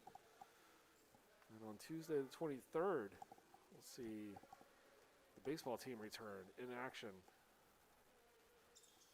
Excited for that. I think it's going to be a fun team to watch, whether they get to go on and compete for a national title or not. We know they've got the talent. Trap defense here from Austin College, and I'm going to say foul on Goodman there in the corner. White checks right back into the game after he just grabbed a swig of water. Luke Stewart, the one running the offense for Trinity. I mentioned the baseball team getting started on the 23rd. That one a normal spring contest. course, we're in the normalcy here with basketball playing in February, but football and volleyball happening in February, and we'll have soccer into March. It's a weird semester, but hoping to bring you as much of the coverage of everything that's going on as we can.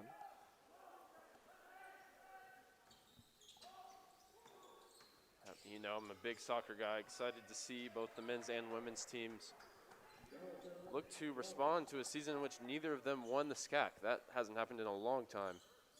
Trinity didn't get at least one of the soccer titles. Stewart's trapped here in the backcourt, draws a foul. And basketball back in action here at Calgard on February 26th and 27th as we take on Shriner in the final regular season home event for the basketball teams. Of course, both the men's and the women's team in good shape going into the second half of the SCAC season, but they'll need to continue and keep pace as we look ahead to that all-important SCAC weekend for the conference crown. Yeah, and we've seen it with some of the other sports like swimming and diving, where it just comes down to one weekend. That's your season, that's your platform, your chance to prove what you've done over the past year. And that'll be true a little bit less so on the basketball side because they did have a regular season, but it ultimately comes down to how did you do in the tournament. Cross country, the women winning last weekend and the men getting second. Swimming and diving, as you mentioned, taking place just a few miles off campus. And women and men are in good shape. I just saw the SCAC tweeted the men won the last event, the 4x400 relay. So Luke Stewart here going for a big baseball-style pass. Can he turn it into an assist? He can. A highlight reel assist for Luke Stewart to Carter Larimore. Even the bench unit here putting up big plays for Josh to clip up and use in next week's edition of the Trinity Sports Report. And Patton and Larimore down to the ground, and Patton taking offense. Immediate techs are going to be called, and I don't know if it's offsetting techs or if it's going to be going on Patton. But Yeah. Larimore and Patton getting into it. The shot was made, so we'll see if it results in an and one situation. Larimore didn't really look like he wanted any part of it once they hit the deck. I'm not sure what led up to that. Love to see that pass from Stewart again if we could, but that was a few seconds ago.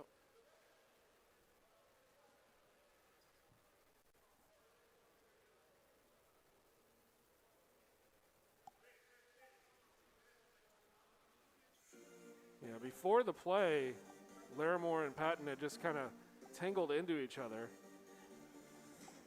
as they were trying to fight for low block position. And then Larimore leaning into Patton here. As you can see him, their arms just locked in, and Larimore losing his edge on the footing. They go down to the ground, and then Patton, I don't think he liked the lead up to that, as Larimore was a little bit more physical. You see the official coming in with the immediate text.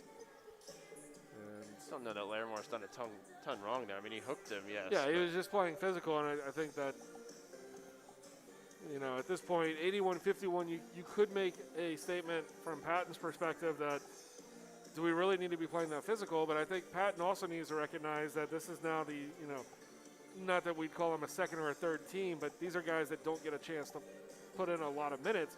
They're getting time to play right now, and they're not going to play this as if they're up 30. They're going to play it as if they've just checked into the game and they're trying to play a basketball game. Absolutely. Opportunities for quite a few of these Trinity players to try and move up in the rotation with a good performance here in the final 5 minutes. And so the officials, I think, are going to come over and check the replay. Yeah, they're going to look at the replay just to see what was going on. So we'll be delayed even more. And take a quick break. Be right back.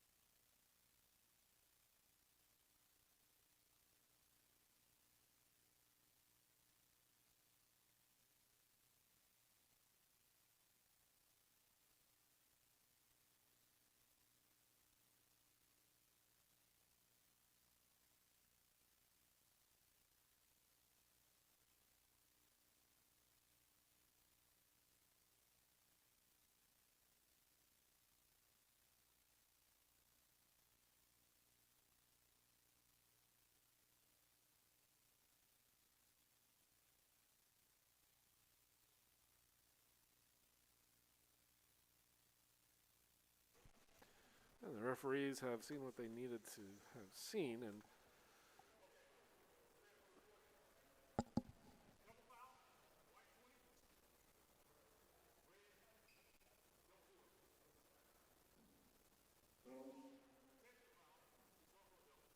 okay, so double foul and double tech, both on Larimore and on Patton.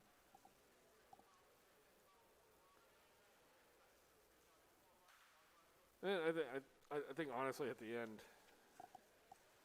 I don't really see a huge problem with that. I think you're right where Larimore, I don't know if he did enough to instigate a technical, but I think if you give Patton a technical on that one, a double tech isn't too far of a reach. I think I would have just said that you wouldn't have given techs on either and just given them a double foul because I think they both earned double fouls. But I think I would have just not gone to replay. Just keep playing. Either way, it's Tiger ball. And Patrick DeTulio checking into the game for the first time will be the one to inbound it. Native of Austria. Austria/Houston. About as similar as Lubbock and San Diego. right off the Austria-Houston border there, huh? Tigers move the ball here. Quite a few student athletes with foreign nationality and then Houston as a relative hometown. Good movement here from DeTulio. Finds himself in the corner. Chance to make the three-pointer off the bench. No good, but it's put back up and in from Marquez. A lot of finesse there from Marquez. That was one of the prettier reverse layups I've seen. Showing the depth of the Trinity team. We've seen so many players get action today, and really nobody's put a foot wrong. Active defending there from Stewart, but he's going to be called for a reach and foul, trying to intercept the pass. Team practices in the early morning. They start at 7 and they usually wrap up by 9 so they can get to their classes and come in. And even at 8:30, this gym is lively. The guys having already practiced for an hour and a half are still moving at a strong pace. And I think you've got a team not only with the starters showing what they did here in the first few minutes, it's the rest of the group too that doesn't see a whole lot of action on the court when the games are going on, that during practice are adding a whole lot of energy to the entire group. And this is not a small roster. I think it's a testament, too, to Coach Smith and his ability to keep players happy even when they aren't necessarily getting minutes. Obviously, it can be frustrating, but when you feel like you're part of a team that's successful in the way that the bench brings energy, you're contributing in that way as well, not to mention competing in practice, like you said, hard every day. As Stewart, the turnaround jumper in the lane, no good. And the ball's just flicked away as Larimore tried to keep it alive. Stewart called for a foul at the other end. Yeah, 23 players on the roster, and like you said, I mean, a lot of these guys are Monday through Friday morning, you know, that's their time to get some action competitively. And it really is a treat to see the rest of the team get some quality minutes here. 3:59 to play. We're under 4. And we'll take the final media timeout of the day. We promise that we don't want them. It's not us, even though we are the media. Yeah.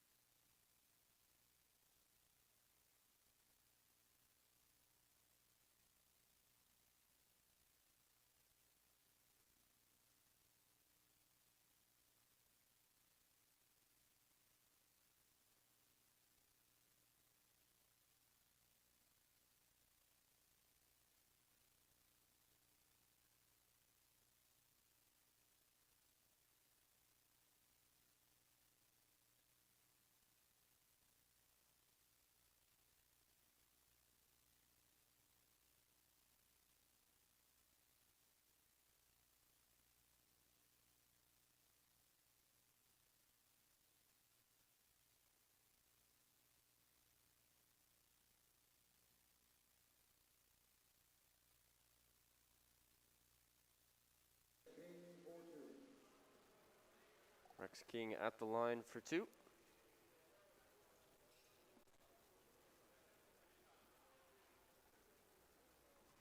(83-54) is his score. Austin College shooting 34% as a team, 23% from 3, and they were at 68% from the free throw line. That'll go down now, 17 of 26 after the miss. Trinity, on the other hand, shooting 45% as a team, just under 30% from 3, and 64% from the line.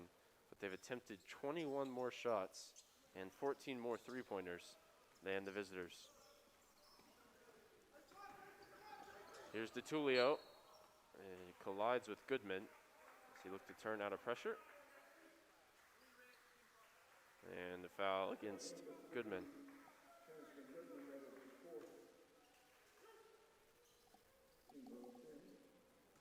Two more subs ready to come back into the game for Trinity. It's Kennedy, and it is Everidge. His first free throw is good for DeTulio.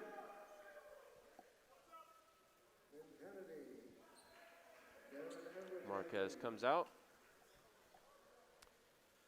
And I guess we're looking for a positive for Austin College on this day. Everybody that has made their way to the floor has scored. That sounds like a participation medal there, Josh.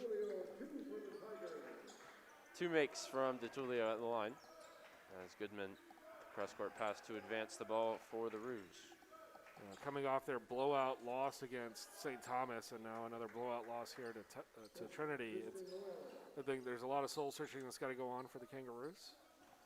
And perhaps they'll be glad that they aren't facing Trinity in a back-to-back. Yeah. You know, the one thing that I will say is that with how crazy everything is, the conference champion is going to be decided over a one-weekend tournament. So, you know, you can still salvage a good season with one good weekend. Stewart comes up short there after the baseline drive, and it comes off of Jones Jr., who I have to say has given us some of the best facial expressions of the game. Earlier when he tried to make the pass to his teammate who'd left the spot, stands out, and that one another good performance from the first-year guard, who's seen 24 minutes a game so far in his first season with the Rouge. Here's Everidge, gets the ball back. Great ball movement there from Trinity after Larimore dumped it off to the McAllen native. No good, though, rejected by the backboard. Stewart, quick hands, gets the steal. He's going to try and push it himself. And the referee is going to say a clean block that time for Loera.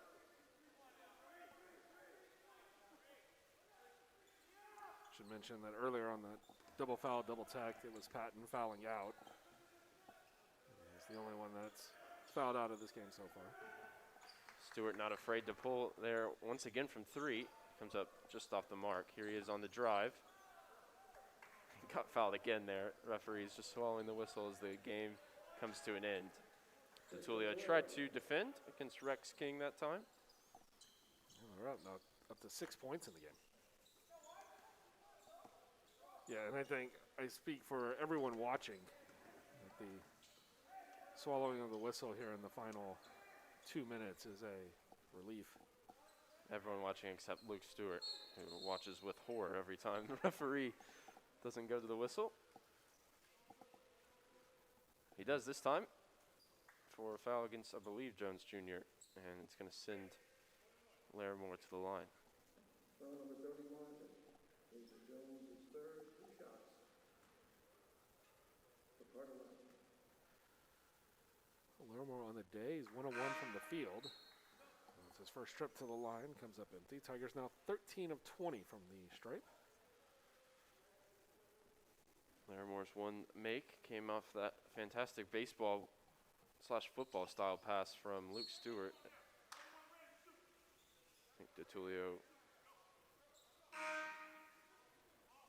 Well, something wrong with that. Yeah, it was DeTulio trying to grab the rebound. DeTulio over the back, yeah, and Larimore's waiting to check out.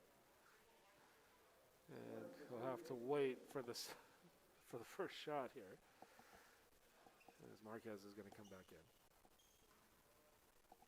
It's going to be Jones at the line. And knocks it down. I did jinx it, didn't I? As soon as I talked about swallowing the whistle, we've had 3 straight foul calls. Back-to-back fouls.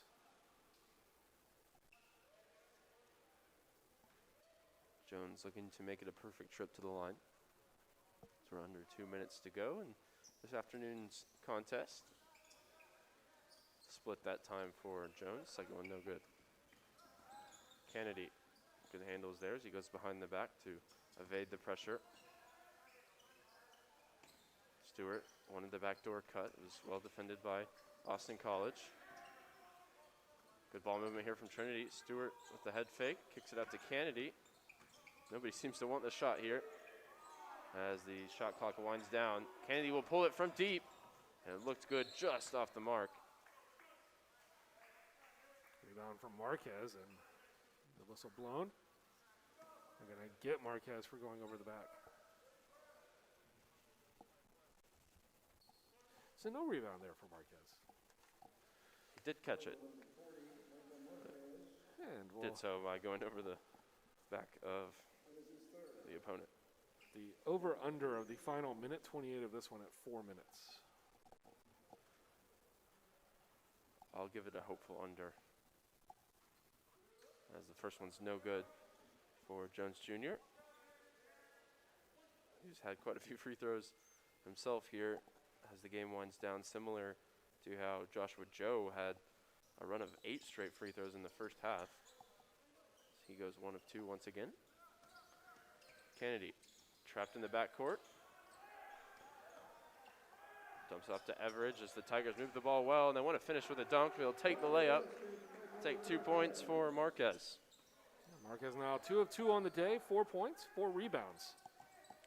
Good efficient performance from him, and that was just how you'd practice breaking the press in those early morning practices. Worked to perfection that time. Restores the lead to 26. Average hit with the foul. Foul to number 30, Darren Everidge. That's his first foul. Jason Jones with 2 shots. Jones once again at the line. 3 straight trips for him.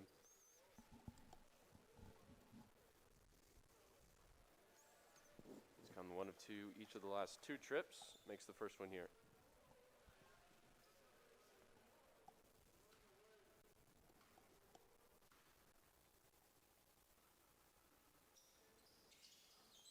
Again, 1 of 2.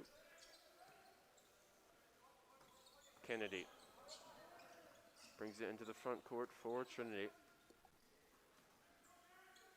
Good hands shown that time by Everidge, and a great find by Kennedy underneath, and it rattles home from DiTullio. First field goal of the afternoon from DiTullio. He had 2 free throws. He's got 4 points. And somebody other than Jones Jr. will be headed to the line here. It's Rex King. We've seen some highlight reel passes from Stewart and now Kennedy. Made the dying embers of this game enjoyable for Trinity fans.